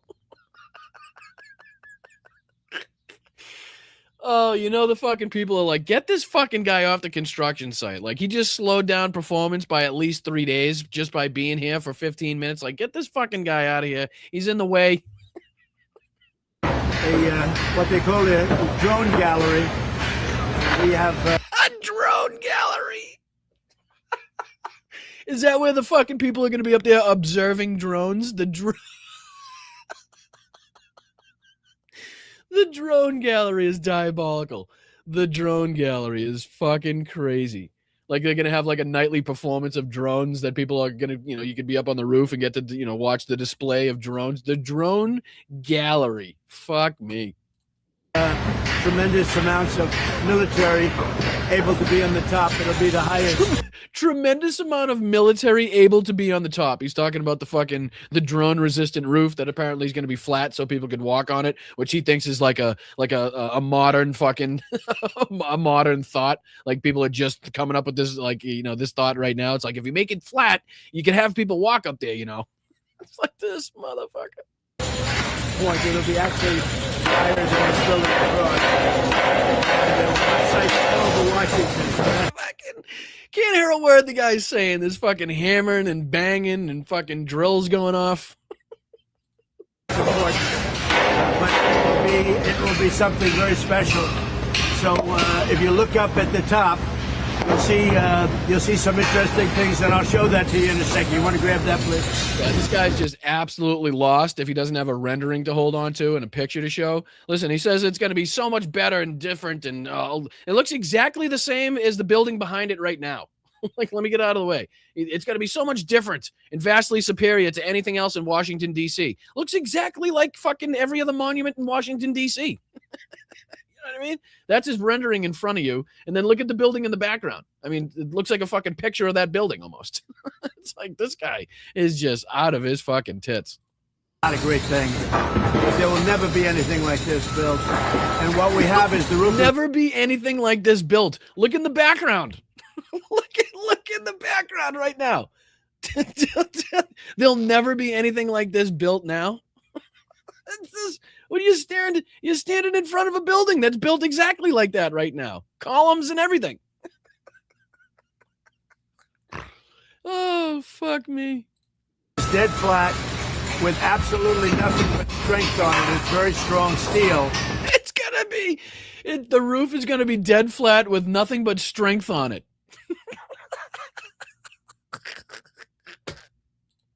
It's drone proof, and it's meant for our military to be able to stay on it. You get a view of Washington. Also, for the drone building capacity, some of that. Drone building capacity. What the fuck does that mean? The drone building capacity. Is the building going to build drones? What does that mean? Takes place right down here. You can see the very large piping and the other things that you can see the very large piping and other things. The guy doesn't know the terminology. He doesn't know he doesn't know shit about shit. You know what I mean? You think just in passing, right? It's like if you went to if you weren't a NASCAR driver, right? You went to enough NASCAR races, you'd probably pick up enough of the lingo to get by in a conversation, right? This guy can't even do that. He can't even do that much. He goes at one point to talk about like where the building was going to end. Like the people don't understand where the perimeter is and like if you look at where the wood is, the walls are going to be on the outside of that, and then it's going to go. Oh, thanks, Gramps. We couldn't tell where the outline of the building was before you said something. Thank God you brought that up. We were really lost as far as that was concerned. But let me just see. There was, like I said, a couple questions, Eddie Turk, and then we'll dive off of this. So I don't want to subject you to too much of this guy's fucking neck. This is approximately 4 inches thick, and yet it's amazing. You can see through it as though it didn't exist. It's amazing. And it can stop just about anything. Just about anything. On the other side of the glass, we have steel and concrete. Right, so men playing in women's sports all day. And that's recently. Now I call less. We have nobody coming through. We had caravans coming through with tens of thousands of people. Now he's on to the proudly, caravans. And I guess it was broadcast. We had tremendous crowds. I think religion's very important for a country. I think this country was built largely on religion. Yeah. What's your favorite verse? What's your favorite chapter verse? What section of the Bible do you most read all the time? Hit me with the chapter and verse. You know, they're numbered, chapter, named, all those. You should have it like really on top of mind if you're so religious. Give me something, just one. Old Testament, New Testament. What do you like there, Chief? What are you giving me? Nothing? Can't give me anything? Okay, then shut the fuck up about religion. Ain't nobody been buying it since you got into office, and still ain't nobody buying it besides the people that are, the evangelicals hanging out to your coat wings. But let me just see if there's anything else here. We'll dive off of this idiot. This just fucking debacle. Texas all 6 times, meaning primaries and the race, social basis for presidents. And again, I'll be here for a very short period of time. When this opens, I'll be here for a very short period of time. This is really being built for other presidents. It's not being built for me. And I'm a really good builder. The thing I do best in life is build. I'm a great builder. And I build beautiful. He doesn't know shit about shit, but he's a great builder. Basically what he comes and he does, and he slaps his Trump sign on any building and then says that he built it. 10 years, if you have a bad president who doesn't want to do what's right to do, this should have been done by Obama. This should have been done by Biden. It should have been done by other presidents long before. Why? Nobody gives a fuck about a ballroom. Nobody gives a fuck about a ballroom. Were there not enough military capabilities underneath the White House to begin with that we have to fucking put on this big ruse of a ballroom that we need? Like, come on. We all know this is mainly for whatever's going on down there in that bunker that you're building, you dumb son of a bitch. And the fact that you're just doing this out of the kindness of your heart and you're not going to try to utilize the military capabilities to either, I don't know, steal an election or get away from having to leave the White House after you get your ass kicked again in the midterms and inevitably by law have to leave the White House at the end of your term. term. I'm just saying. Seems like a lot more people are suspecting that you're building a bunker there, so you don't ever have to leave this fucking, this government more along the lines than you're actually trying to be a nice guy for the next guy down the road to enjoy this nice, beautiful ballroom. Like, give me a fucking break as well. But like I was saying earlier, there was only a couple things that I've seen as far as like updates from the Iranian side as well. One of them was this like Forbes news update here. Iran outlines latest peace plan deal. Here's what's in it. So I just figured we'd go through this real quick. It's only about 3 minutes here. I don't think there's any commentary on it, but it does actually tell you a little bit about what they're asking for. And you guys can see right off the bat that this is the same things that have been in their talking points in their wish list for the entirety of the negotiations that have been taking place.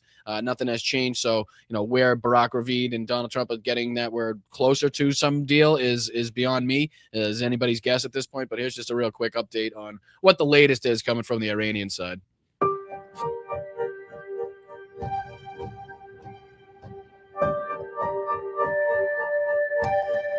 So it says, Iran outlined in its latest peace proposal on Tuesday, including demands for U.S. ending sanctions, ending the naval blockade, several hours after President Donald Trump claimed he called somebody.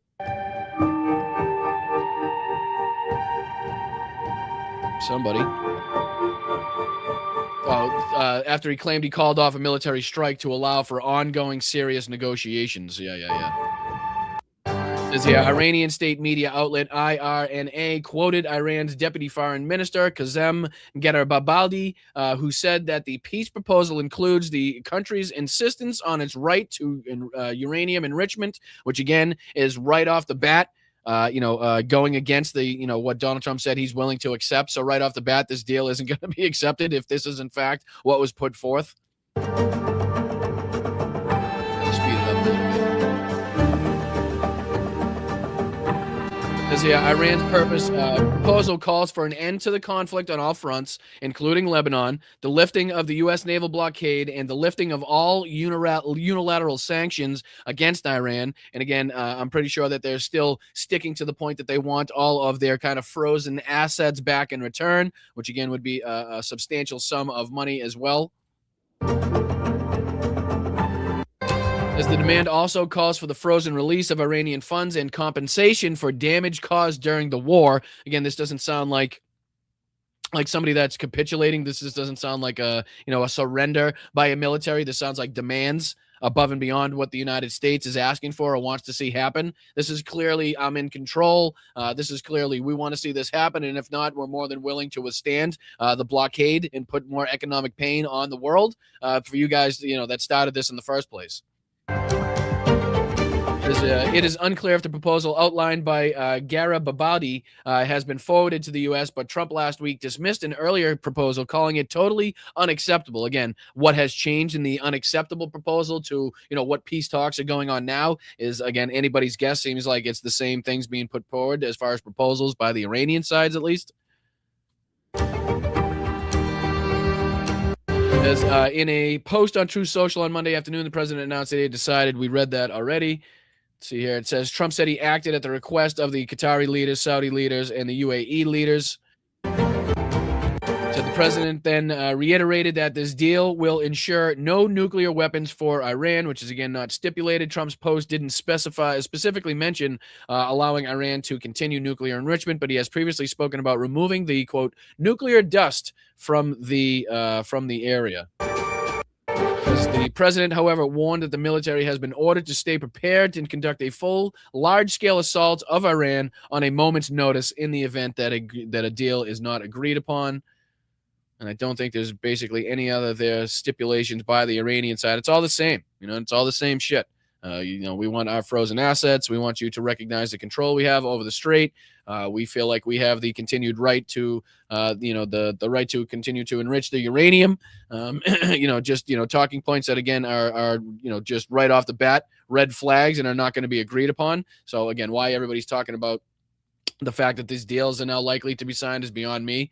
But again, let's dive into this show flew by. But let's dive into this next one here. Benny Johnson trying to again declare victory in Iran. This must be, what do you guys think? Like maybe the 13th, 14th video Benny's done declaring victory in Iran. right? It's over, it's done, he did it type of thing. Like, I don't know how many thumbnails he's had to put that on so far, but this is another one. Trump just made a major Iran war announcement that changes everything that's ever happened up until this point. And it's funny here because from the couple minutes that I watched of this, it seems like he's ready to give China more credit than he's willing to give Donald Trump. Like, it's more because of what China has done and because of what China said during Donald Trump's trip that Iran is now, and again, this is Benny Johnson taking the reporting of not only Donald Trump, but people like Barack Ravid, that a deal is right around the corner, to heart, and basically now kind of putting that off on, what she said during their trip to China. Awful strange here when you think about it, where he's trying to, again, give credit to President Xi,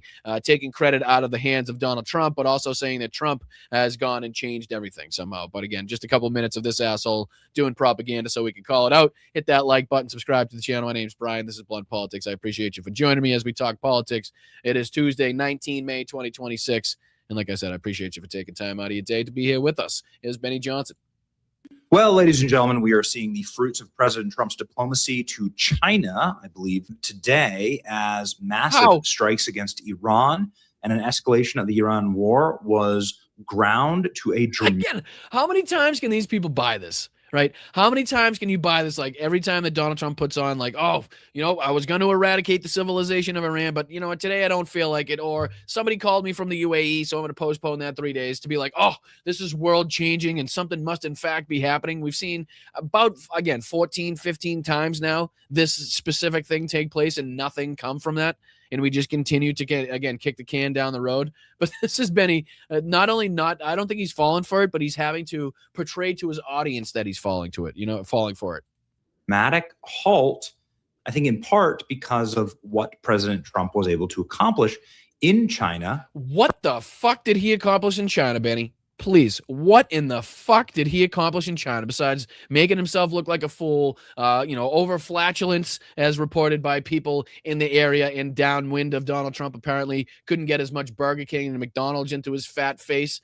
He was forced to eat some of the actual Chinese food that he was fed at the buffets that he was at. So again, apparently anybody downwind of Donald Trump wasn't having a good time as far as that's concerned. But it was supposed to be 700 jets sold, even though China's making their own jets at this point. They kind of possibly maybe said at some point they'd agreed to maybe 150. Other than that, what the fuck? What did he come out with? Right? Kind of half-assed rhetoric as it pertains to soybeans, half-assed rhetoric as it pertains to the Strait of Hormuz, or his promise not to to link up with Iran as far as military intelligence or giving them parts and components to utilize as far as drones or military weaponry is concerned. So again, what the fuck did he come out of China accomplishing? I'm just curious because I saw absolutely nothing. Trump reveals that Xi offered to break Iran's Hormuz chokehold and stop buying oil. Has he done so? When's that happening? Please alert the presses when that takes place. From Iran, stop supporting them militarily, and most importantly, attempt to negotiate a peace. Of course, China would be the strong. They're the fucking reason that Iran was so successful in attacking our bases and killing our service members in the first fucking place.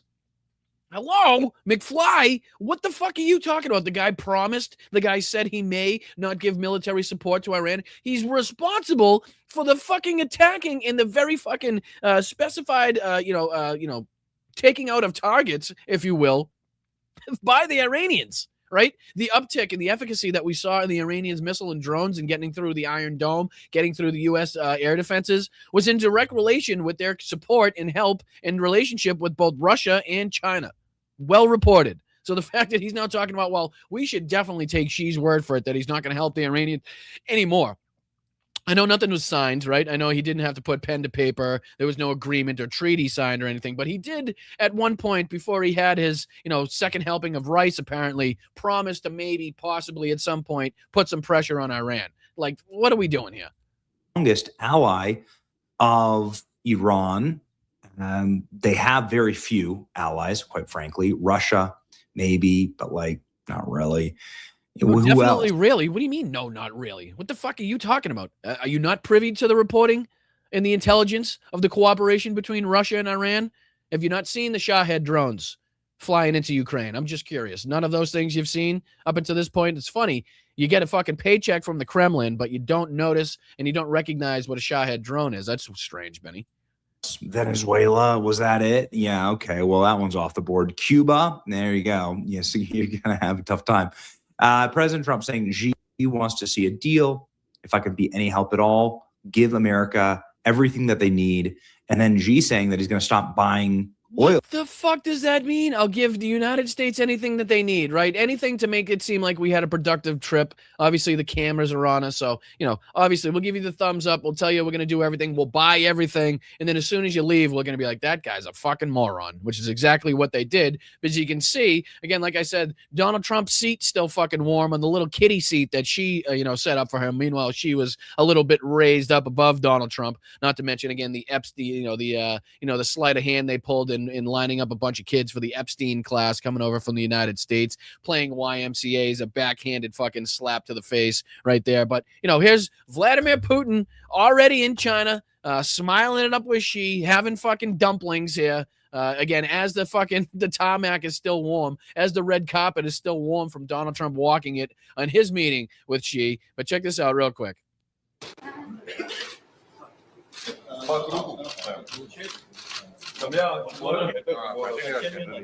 Чтобы завернули туда мороз. Это жада. Это жареный тесто в самом деле. Да.薄脆的，有点像是我们怎么包？要不再掺一个？再掺一个，再掺一个。对，先看它怎么包。Crazy, look at this. 是那个加黑鱼子酱。鱼子酱。And again, there's videos of the reception and Vladimir Putin, coming off of his jet there to the reception of the Chinese. And again, it wasn't very much different than the reception that, Donald Trump got.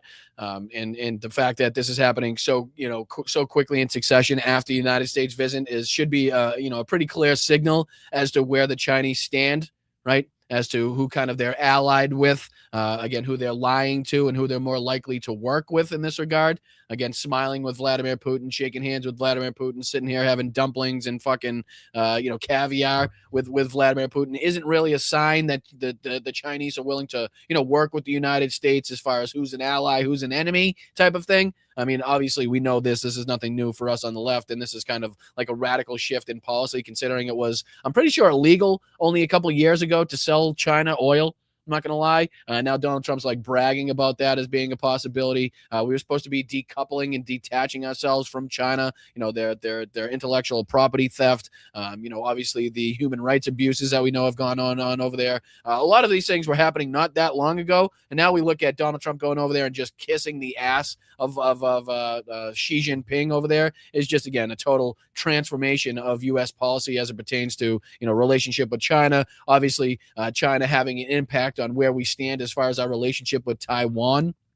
Something that we haven't seen in generations, as far as China having the ability to control and kind of hold over the United States president, kind of his support and military support of Taiwan, if in fact China were to go over and decide to enact something militarily with Taiwan as well. But let's see, before I get you guys out of here, there's a couple of these videos and updates I wanted to get into. Some sabotage apparently being reported inside of Moscow, which apparently helped knock down some of the air defense network systems that may have allowed the Ukrainians to, see a little bit more effectiveness, as it were, with their drone strikes. So I just figured see if we could go through a couple minutes of this video. This is a Canal 13 video titled "Sabotage Nail Moscow Knocked Out Parts of Russia's Air Defense Network. War Returns to the Home Harbor." And again, there's another one here by Jake Bro, and then another one here by Preston Stewart. We might go a couple minutes over today. My apologies, but just to see if we can squeeze all of these videos in. Real quick update. I just want to see who was responsible for this. If these are, Russian citizens that are responsible for it, sabotaging these air defense systems, or in fact, the Ukrainians have some special people planted in these special places to make sure that these things happen just before they undertake some of these attacks, which again would scare the shit out of the Muscovites, which would scare the shit out of the Russian government if that was in fact the case. Well, let's see in what Canal says here.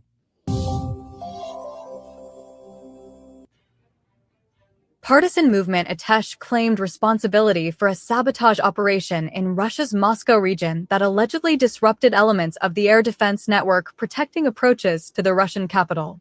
According to statements published by the Atesh partisan movement, operatives damaged several communication towers in the areas of Pudalkovo, Kommunarka, and Domodedovo near Moscow.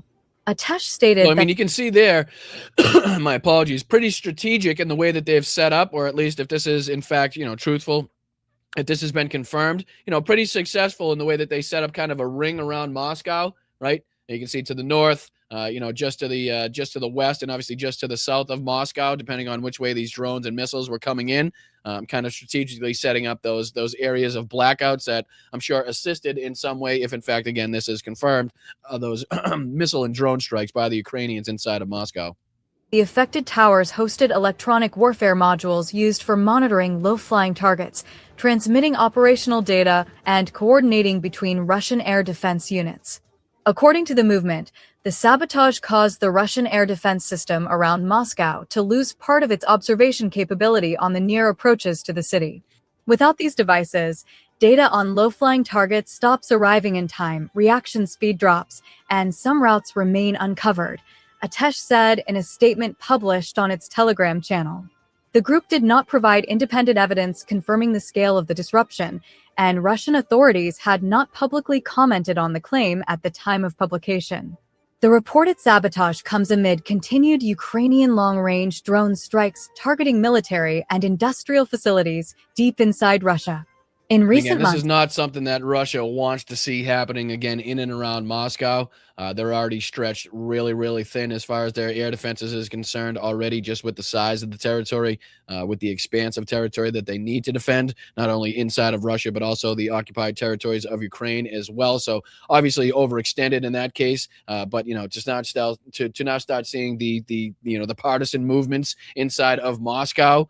So it's supposed to be the most heavily defended, most heavily protected, and, the area with the most security involved that's supposed to be able to keep these partisan movements out of there, being able to affect in some way, shape, or form, again, the ability or, the downing of the Russian air defenses, or the blackout of the Russian air defenses, if you will, in at least a few of those different areas, which, one could assume went on to help some of the effectiveness, again, of the Ukrainians in getting their drones and missiles past the Russian air defenses and to be able to strike inside of Moscow like they did. But let's see if we can jump into this one real quick. As you can see here, 1,350,000 Russians eliminated as far as personnel for the Russians now. Add another 10 onto that, plus another 1,220 in the last 24 hours for the Ukrainians. Again, chalk that up to chalk up another tank, chalk up another 5 armored fighting vehicles, another 47 artillery systems, another 2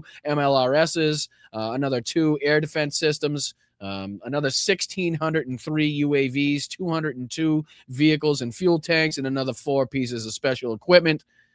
In a partridge in a pear tree. Here's Jake Bro, just to kind of give us a little bit of an update on what was taking place and what has been reported since on these strikes inside of Moscow, I believe. So take it away, Jake. I appreciate you guys for joining us. Play. Welcome back, Defenders. The headlines the last couple days have been interesting. War is returning to where it came from. Massive drone wave striking Moscow region ignites oil and electronic facilities. Drones set Moscow Oblast fuel and military sites on fire, as Russia claims it downed more than 1,000 Ukrainian drones.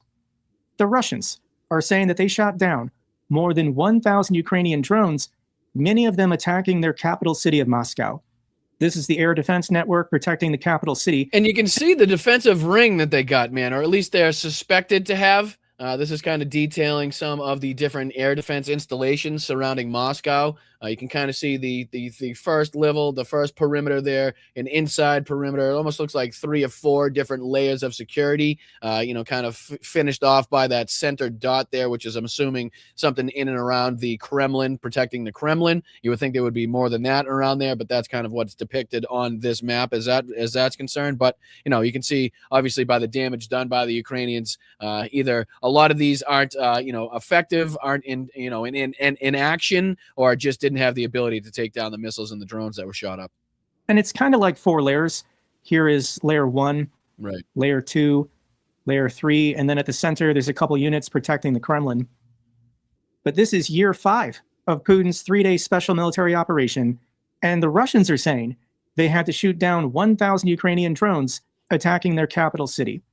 What did Ukraine That's successfully... crazy because they do it as a flex, right? Like they do it as like, oh, we shot down 1,000 or more of their drones. Well, again, as he just said, we're now, 4+ years onto this 72-hour operation, and you're still now having to talk about how you're having the need to defend against 1,000+ drones being shot into your capital city. Again, not a very good look to your citizens to make it seem like you guys have the upper hand in this is concerned. Strike. They hit the Moscow refinery, the Sheremetyevo International Airport, and the critical strike. This is a pumping station and oil depot northwest of Moscow. Let's go through some of these. And concerning the airports, there was a minor fire. Potentially the drone actually just crash landed on the airports, but still counts. Yeah, It's disruption disrupted is flight. disruption, right? Any way you can make people feel the pain, any way you can people even visually make them see that that area can be touched. That area isn't just completely preventative from drones. Like it's just not free or safe from drones in that regard. Is again another way to make sure that these Muscovites and to make sure that people in Russia feel the war coming to them, right? And the airport had to shut down, so lots of Moscow travelers having their day disrupted. And in case you're wondering, the word was invincibility that I couldn't think of right there. The word invincibility it totally escaped me. This is the Solnechny-Gorsk fuel pumping station. This is just outside Solnechny-Gorsk. The Moscow ring, and this supplies fuel and gasoline and diesel for the capital city. So let me share a little bit of this clip.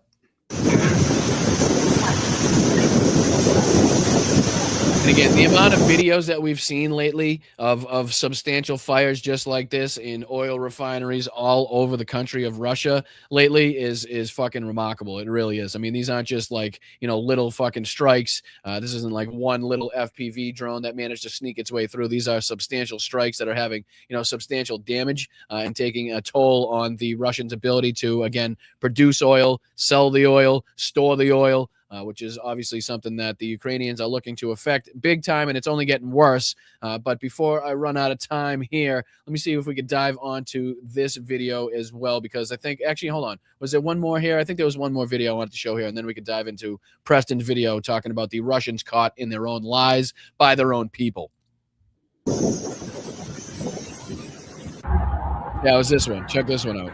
I mean, you can, like I said, we talked about this the other day on the show. You see the drone nets?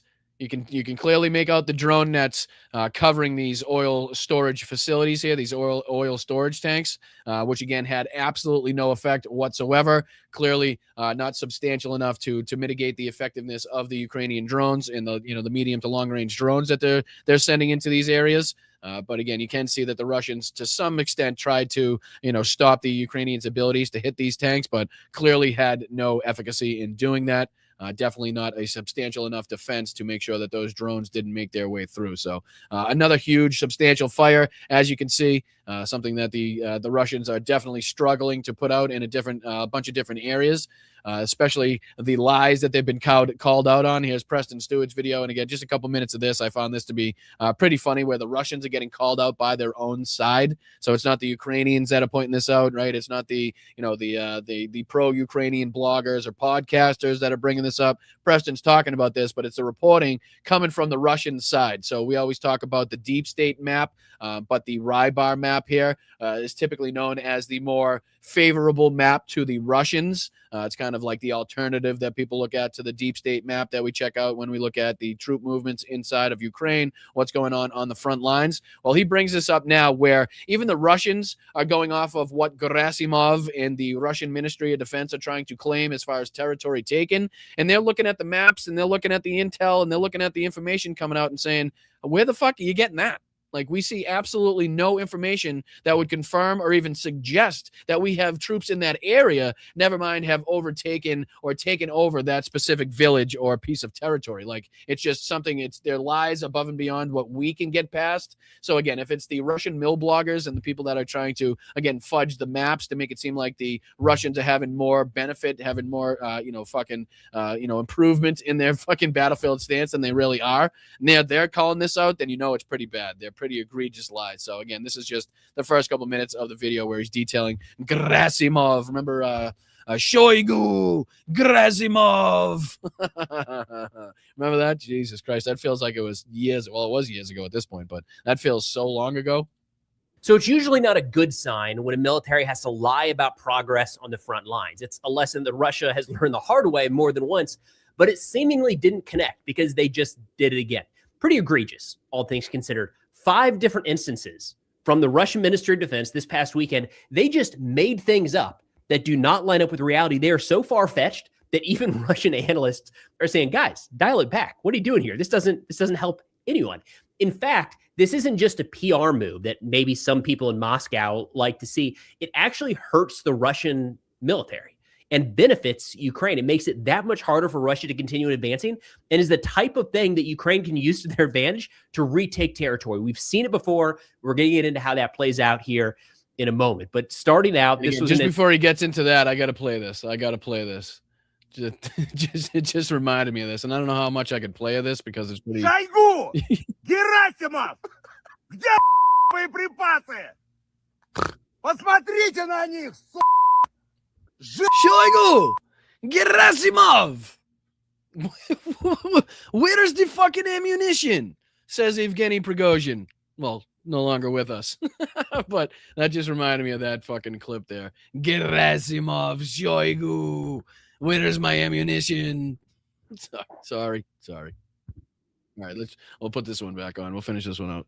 The Russian Ministry of Defense, specifically General Gerasimov, the Russian chief of the general staff, where he was talking about the West troop grouping conducting offensive operations in its area of responsibility along the front line of around 300. Just for more context here, on the left side of your screen, you're seeing basically the statements put out by the Russian Ministry of Defense, by Gerasimov here, and some of the claims that they've been making. It goes through that, the West troop grouping is conducting active offenses, operations in this area. The Kutkovka has been liberated, it says, and it goes down the list here of basically the blatant and outright lies that they're telling, and the maps to again suggest that there's nothing to prove that the Russians have taken this territory. And even the mill bloggers are like, we can't say that. Like, we don't have information that's even close that says anything remotely along those lines. 50 kilometers. And we're going to get into each one of the 5 claims made by Gerasimov that, again, Russians are pushing back on, going, dude, come on, what are you doing here? We've got sources from Russia, we've got some Ukrainians, and then we've got some geolocated footage to combat this as well. I'm going to start with a look at a map, and we're going to use Suryak map today. So this is a map that generally is a little more my apologies. I think I said Rybar earlier. That's my apologies. There's the Suryak map. I don't know where I got Rybar as far as that was concerned. My apologies. So yeah, the Suryak map is in, like, it's the opposition to the deep state map. My apologies, just to correct that. Claims, a little more skeptical of Ukrainian claims. So this is not like a Ukrainian mapping service or a Ukrainian product, kind of the opposite. And even these guys, they're like, we can't back up some of these Russian claims. So starting out, we've got the Russian Ministry of Defense saying units of the 6th Army are advancing in the western direction from Kupiansk. So again, this is Preston just going through claim by claim. Here's the claim. Units of the 6th Army are advancing in the southwestern direction of Kupiansk in the direction of the general direction of Shevchenkovo. Right? So that's what the statement is. That's what the Russian Ministry of Defense is claiming. That's what Gerasimov is claiming. And here we go. We'll see if that claim holds up in reality. General direction of Shevchenkovo. Whew, butchered that one for sure. All right, so Shevchenkovo. Zooming in here to Kupiansk. This is an area. Sorry, sometimes I feel like I can get these pronunciations out there. Sometimes I can't, sometimes I can, but I think that's Shevchenkovo. Area that Russia still does not hold, and it's kind of great that Kupiansk is actually the first one that comes up here because, first off, they do not have all of Kupiansk now, but this is a poster child for what happens when Russia lies about progress. Bottom line up front, it puts their troops in a very, very difficult position because their commanders say, why do you need strikes there? Why do you need reinforcements? Didn't you already take that? And the troops forward end up getting encircled and killed, and they can't fend for themselves anymore. And again, this isn't the first time we've heard this, right? I don't want to make it seem like this is like, breaking news that the mill bloggers are finally calling out their side. This is something that they've talked about before, more recently, obviously, in comparison to how long the war has been going on. But along the lines of, the fact that you're telling everybody that we've taken over, for instance, Kupiansk or any of these other territories and villages that, again, they've told 7 different times that they've taken over the entirety of the territory. No no maps have shown that. Well, he goes on to here to say like that has like a detrimental effect on the troops, right? People think that they've claimed these territories. They think that these territories are safe. In fact, you guys are claiming that. Next thing you know, they go in there and they're getting fucking hit with Ukrainian drones left and right, or they're getting met with Ukrainian forces left and right. Like it has detrimental effect where you guys are lying, to over exaggerate the successes that we've seen on the battlefield. Here we've got Kupiansk. Gerasimov says that this area over here is where they're advancing to. So again, you can see the discrepancy, right? So I'll see if you can see my mouse on the screen. So here's Shevchenkovo, right? And fucking this is what Gerasimov is saying that his troops have gone in to liberate. You can see here, even by their own map, even by the Syriac map, which is more pro-Russian, right? In the way that they mark, ground taken, in the way that they kind of mark the territory that is occupied by the Russians. They're more favorable to the Russian side of it. So even them, look at the distance, in fact, that they have between the occupied territory that the Russians do have, which is just above my head, and then again, all the way down here to where that town and village is, in which that the Gerasimov in the Russian Ministry of Defense said that the Russians are now heading into, right? Clearly, huge fucking discrepancies between that. Okay, there's no way in hell that he could rightly say that he's had intel or information to say that the Russians are going in to liberate this town or village here. It's crazy to think that. And again, like we said, the deep state map, if we looked at it, probably has the Russians even further back this way, right? If you're looking above my head. So you can see the exaggerations here, and that's just one of them. No evidence to support a Russian advance west of Kupiansk. And this is what's so interesting about this one.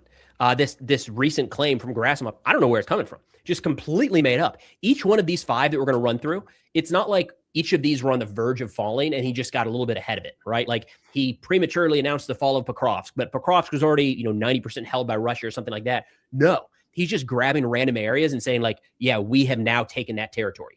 Like it's comical. And is genuinely going to be an issue for the Russian military. So moving on to the other ones here, he says units of the 1st Tank Army have liberated the settlement of Borovaya. So we're going to move south on the map. Again, that's here. a statement from the Russian Ministry of Defense, from Gerasimov himself, saying that the units of the 1st Tank Army have liberated the settlement of Borovaya. Okay, Borovaya has been liberated, according to Gerasimov, according to the Russian Ministry of Defense. Let's see if that plays out as far as the map is concerned. A little ways. Here we go. Borovaya, right here along the Oskil River. Again, no evidence that this happened. The closest we can come on this one was actually a Rybar map that just came out yesterday. They updated theirs. So they were in that first group saying, hey, MOD, stop making these claims. What do you want us to do with this? And then they got on board. They updated their map and said, okay, now. So again, what he's saying is this original map didn't show any of those successes, didn't show any of those troops going into that area. But after Gerasimov had come out and said that was true, they then changed the map to make it show that the Russians were going in there without, again, any intel, without any evidence, I'm sure, to prove that. But based off of, again, just the general statements by the Russian Ministry of Defense, and Gerasimov himself changed the map to suggest that that was, in fact, what was taking place on the front lines.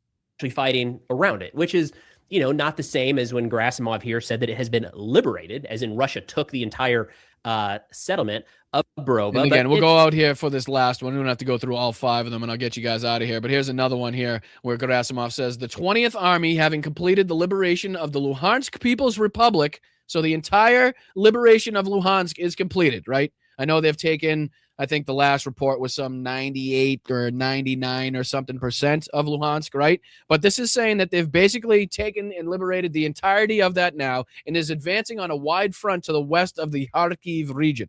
Okay, let's see if that actually plays out per their own maps, right? This isn't like, deep state maps and we're just playing that against what Gerasimov is saying. This is their own, again, pro-Russian or more pro-Russian style maps that they're utilizing here. Check this out.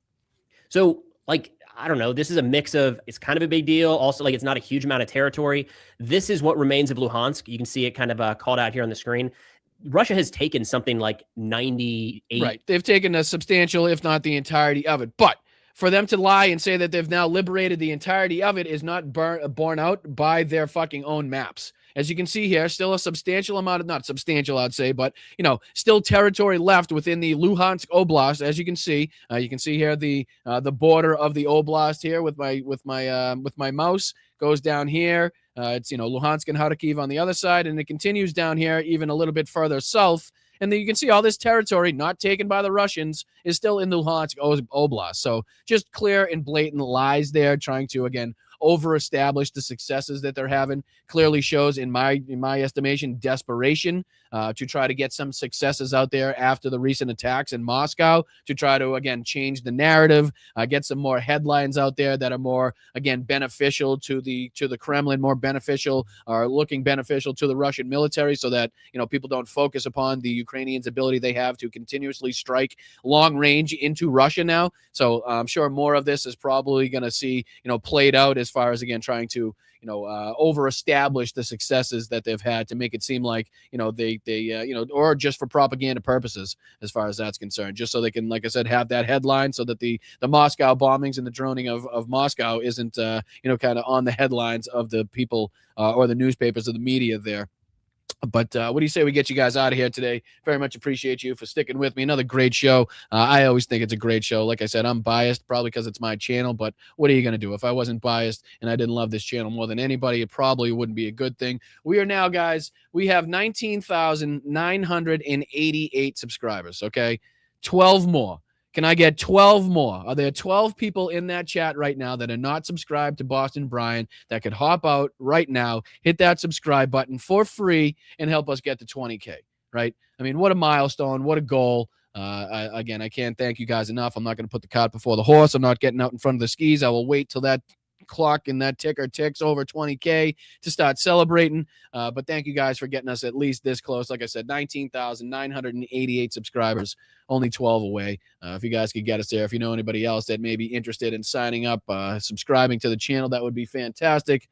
I know we can do it. I appreciate you, Tiff, for helping me get there too. But what do you say we start thanking people that have helped us get to this position? A lot of people, fabulous people in this chat, kind enough to send $1 or $2 in through the Venmo here, which we always recognize and appreciated every single at the end of every single show. So if you sent in a super chat, if you hit a milestone, if you sent in a super sticker, if you reached out via Venmo, we also have Cash App and PayPal as well. I know I always forget to put these up there, but we also do have PayPal and Cash App. I know Allie all the time is utilizing the Cash App, and anybody that has PayPal as well. So again, just in case you have one or the other on those apps, please think about sending in $1 or $2 if you can. If it doesn't rob or take away from any other aspect of your life, that would be fantastic if you could support the channel. But let's get into thanking some fabulous people here today.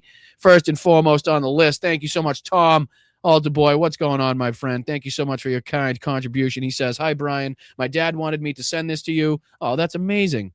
I sent you an email with what he's going through. He loves you guys. Alyssa, oh, thank you so much. That's fucking amazing. Please give a shout out to your pops for me. Please tell Dad I said hello, wishing him well, sending good vibes to him. And thank you so much for your kind contribution. It's always cool to see that, friends and family members are getting involved. I really do thank you guys a lot for your support of this channel. Thank you so much to Garrett D for your contributions as well, my friend.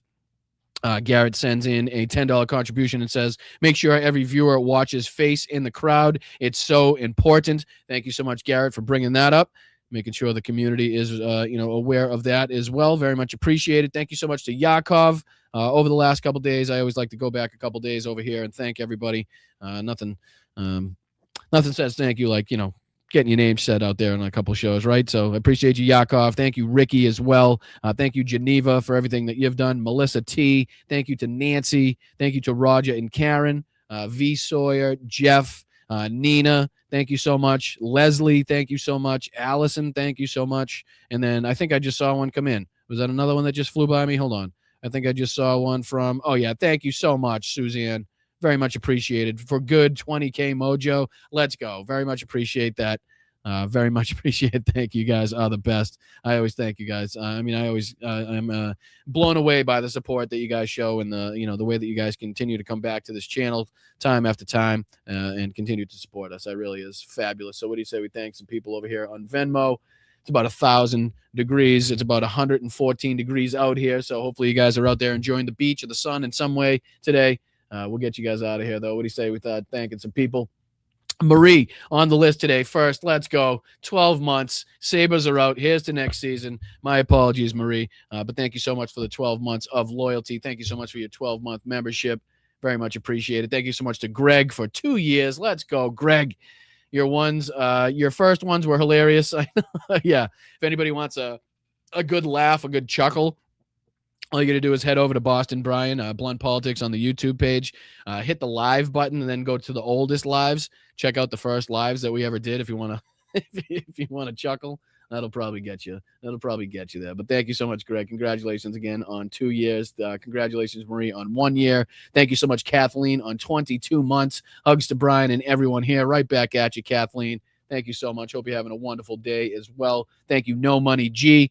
Found you from Tony Michael's pod as his guest and immediately subbed. Appreciate all the work you do. Thank you so much, No Money G. Very much appreciated for everything that you do.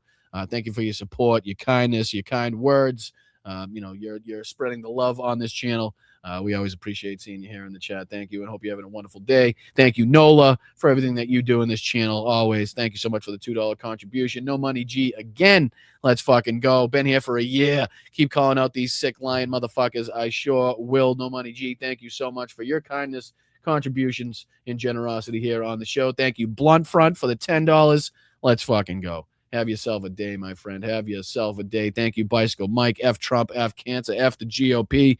Right there with you, my friend. What's going on, Rachel? How are you? Shout out to you. Thank you so much. How many Republicans are there in Hawaii? 4 or 5, right? I know. And again, like I say, no sympathy, empathy, or compassion for them whatsoever. But just to show you that they are out there, right? Thank you so much, Olga. Congratulations on being a member for a year. Let's go. Glory tears are the balm of the just.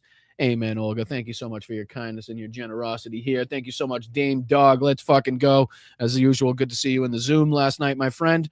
Thank you so much for the 5 gifted memberships. Always fantastic to see you there. Gifted fabulous memberships to fabulous people in the chat. Thank you so much, Dame. Thank you for your support. Thank you, JD, for the profanity bonus. Let's fucking go, brother. As always, for everything that you do for this channel. Very, very, very much appreciated. Bobby Slacks. What's up, Slacks? You fucker, you. What's going on, you devil? What's going on? He says, much love, brother. Love to my fellow Bryantologists. Right back at you, Slacks, from everybody here at Blunt Politics and in the chat. Very much appreciate you and your loyalty here to the show. Thank you so much, Jeff, for the 420. Here's to 20K and rising. Keep bringing the heat. Sure will. Only with your support, your generosity and kindness are we going to be able to keep that going, though, Jeff. So thank you so much. Thank you again, Nola, for the $2. Right back at you, Nola. Thank you for everything that you do. Thank you, Woke Antifa. Don the Diddler. I seconded. That should be like on every building, from now on, that he has to have or legally has to have his name on, right? It should be Don the Diddler.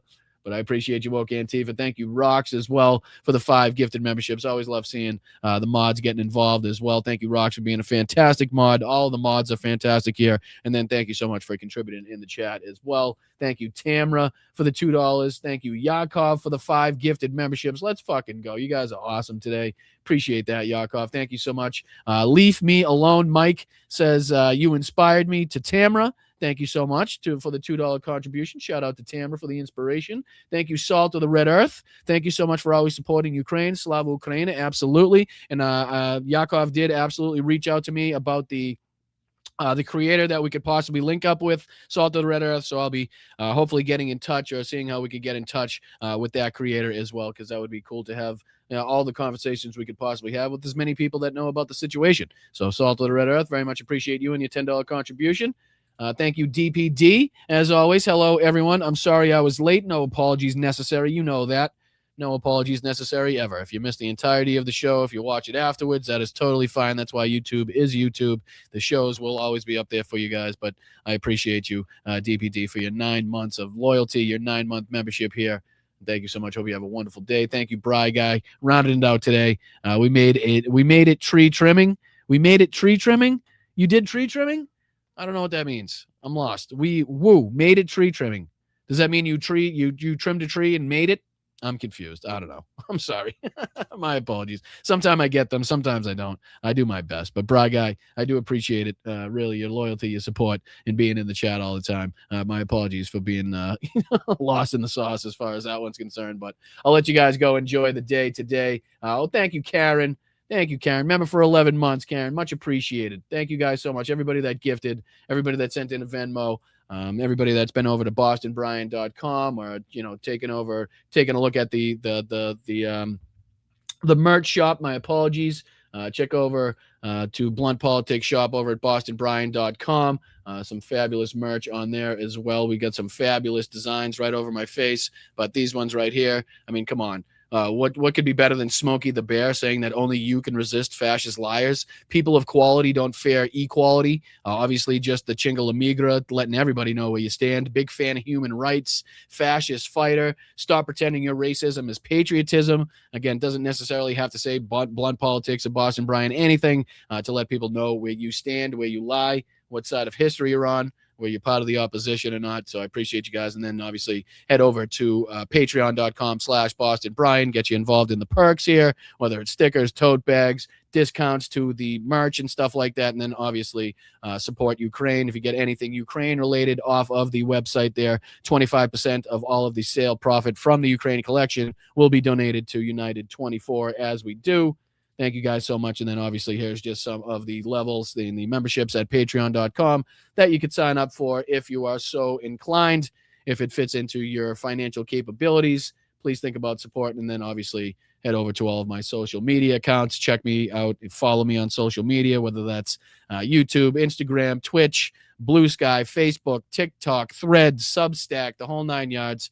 I'm there. I'm posting, and I appreciate you guys for being with me. Obviously, check out all of the Patreon Zooms we come up. That's April, so I don't know why I'm showing that, but you kind of get the idea. Make sure you're heading to bostonbrian.com so you can check out when the Zooms are, see what levels can be involved and stuff like that. So I appreciate you guys. I love you. Respect to all the mods. Thank you for everybody watching on Facebook, YouTube, Twitch, Instagram, and Substack. Make sure you hit that like button on the way out. Thumbs up goes a long way in showing the algorithm you like what you were watching, you were engaged with what you were watching. Subscribe to the channel is even better. Thank you guys for getting me this close to 20K subscribers. Let's take one more look, one more refresh. Let's see if we gained any. We gained another 5. We're at 19,992, so 8 more. So hopefully by tomorrow's show, we'll be able to celebrate together 20,000 subscribers, which is fucking crazy, guys. It really is. It's been a long, long haul. It's been a scary, scary road since, giving up my plumbing career and trying to do this full time. And obviously knowing that, political commentary isn't the most lucrative, isn't the most profitable entity, right off the bat. Obviously, the difficulty of growing a YouTube platform and building a community like this is daunting, to say the least. So to see that we're on the right path, to see that we're heading in the right direction is a good sign, and kind of makes it worth it for me to continue doing this and going through the hardships that I've gone through to try to set this thing all up. So the support and the love that you guys have shown is very much appreciated. So thank you guys, as usual. Enjoy the rest of your day. Enjoy the sun out there. Like I said, 95 here in the Boston area. So I don't know, maybe you guys are hitting the beach or something, but I'll see you tomorrow for the Wednesday show. 2 shows tomorrow, doubleheader. We got tomorrow. We're going to be talking to our good friend Tom Dagger as well. But he's the one with the Stand With Ukraine sunflower shirt. Just sent in another donation to the Misto Dobra, so we're going to be talking about him and how you can donate and how you can be a part of that, and how it's substantial for people to get involved where our government is not stepping up anymore. So check that out. That's tomorrow, 8:30 p.m. And then tomorrow, 1 o'clock, we got our afternoon show in conjunction with this space, also being simulcast on this space. So check us out, 1 o'clock tomorrow, and then 8:30 tomorrow night. I'm Boston Brian. This is Blunt Politics, and I'll see you tomorrow for the doubleheader. Thank you guys so much for everything that you've done for this channel and continue to do for this channel, especially the mods, and I will see you tomorrow. Appreciate you guys. Peace.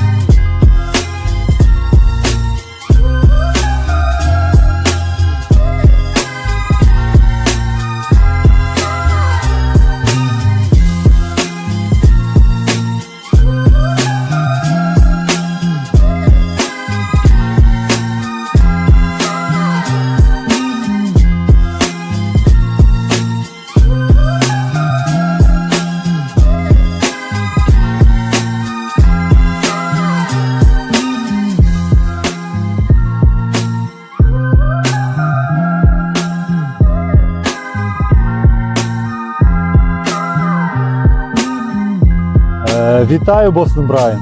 Мій позивний танцор. Я представник 72-ї бригади. Дякую тобі і твоїм підписникам за цей донат, за цю чудову машину, яка буде нас возити усіх на позиції, захищати Україну і наближати перемогу. Разом усі до перемоги. Дякую. Here's a thought. Grow a sack, fill it with some balls. We're inviting Americans from all across the country to come. The kidney has a very special place in the heart. It's an incredible thing. Nothing bad can happen. It can only good happen. It's a new form of vicious violation to our country. To officially name the undisputed, when did this come out? The undisputed champion of beautiful clean coal. Somebody said, is that a Trump statement or is that real? For miners, do we love miners? I love miners. God bless the United States.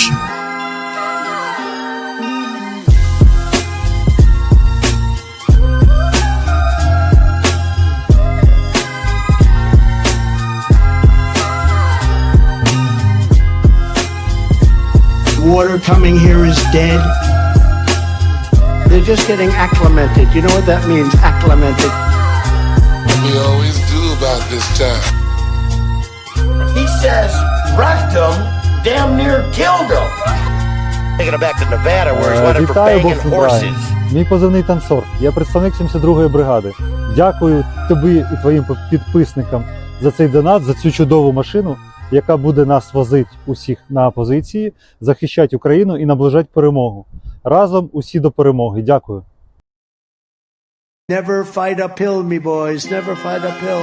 They were fighting uphill. He said, wow, that was a big mistake. He lost his great general. And they were fighting. Never fight uphill, me boys. But it was too late.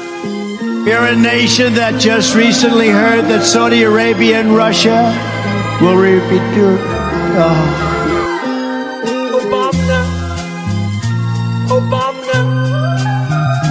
Obama. White people are a mortal danger to you and your loved ones. What in the hell was that all about? Hey, you got a little chubby going there. My superpower is being honest. I will eat my neighbors. No way we are going to allow a con artist to take over the conservative movement, and Donald Trump is a con artist. Fucking Nazis. China has total respect for Donald Trump and for Donald Trump's very, very large brain. We appreciate those camels. I haven't seen camels like that for a long time.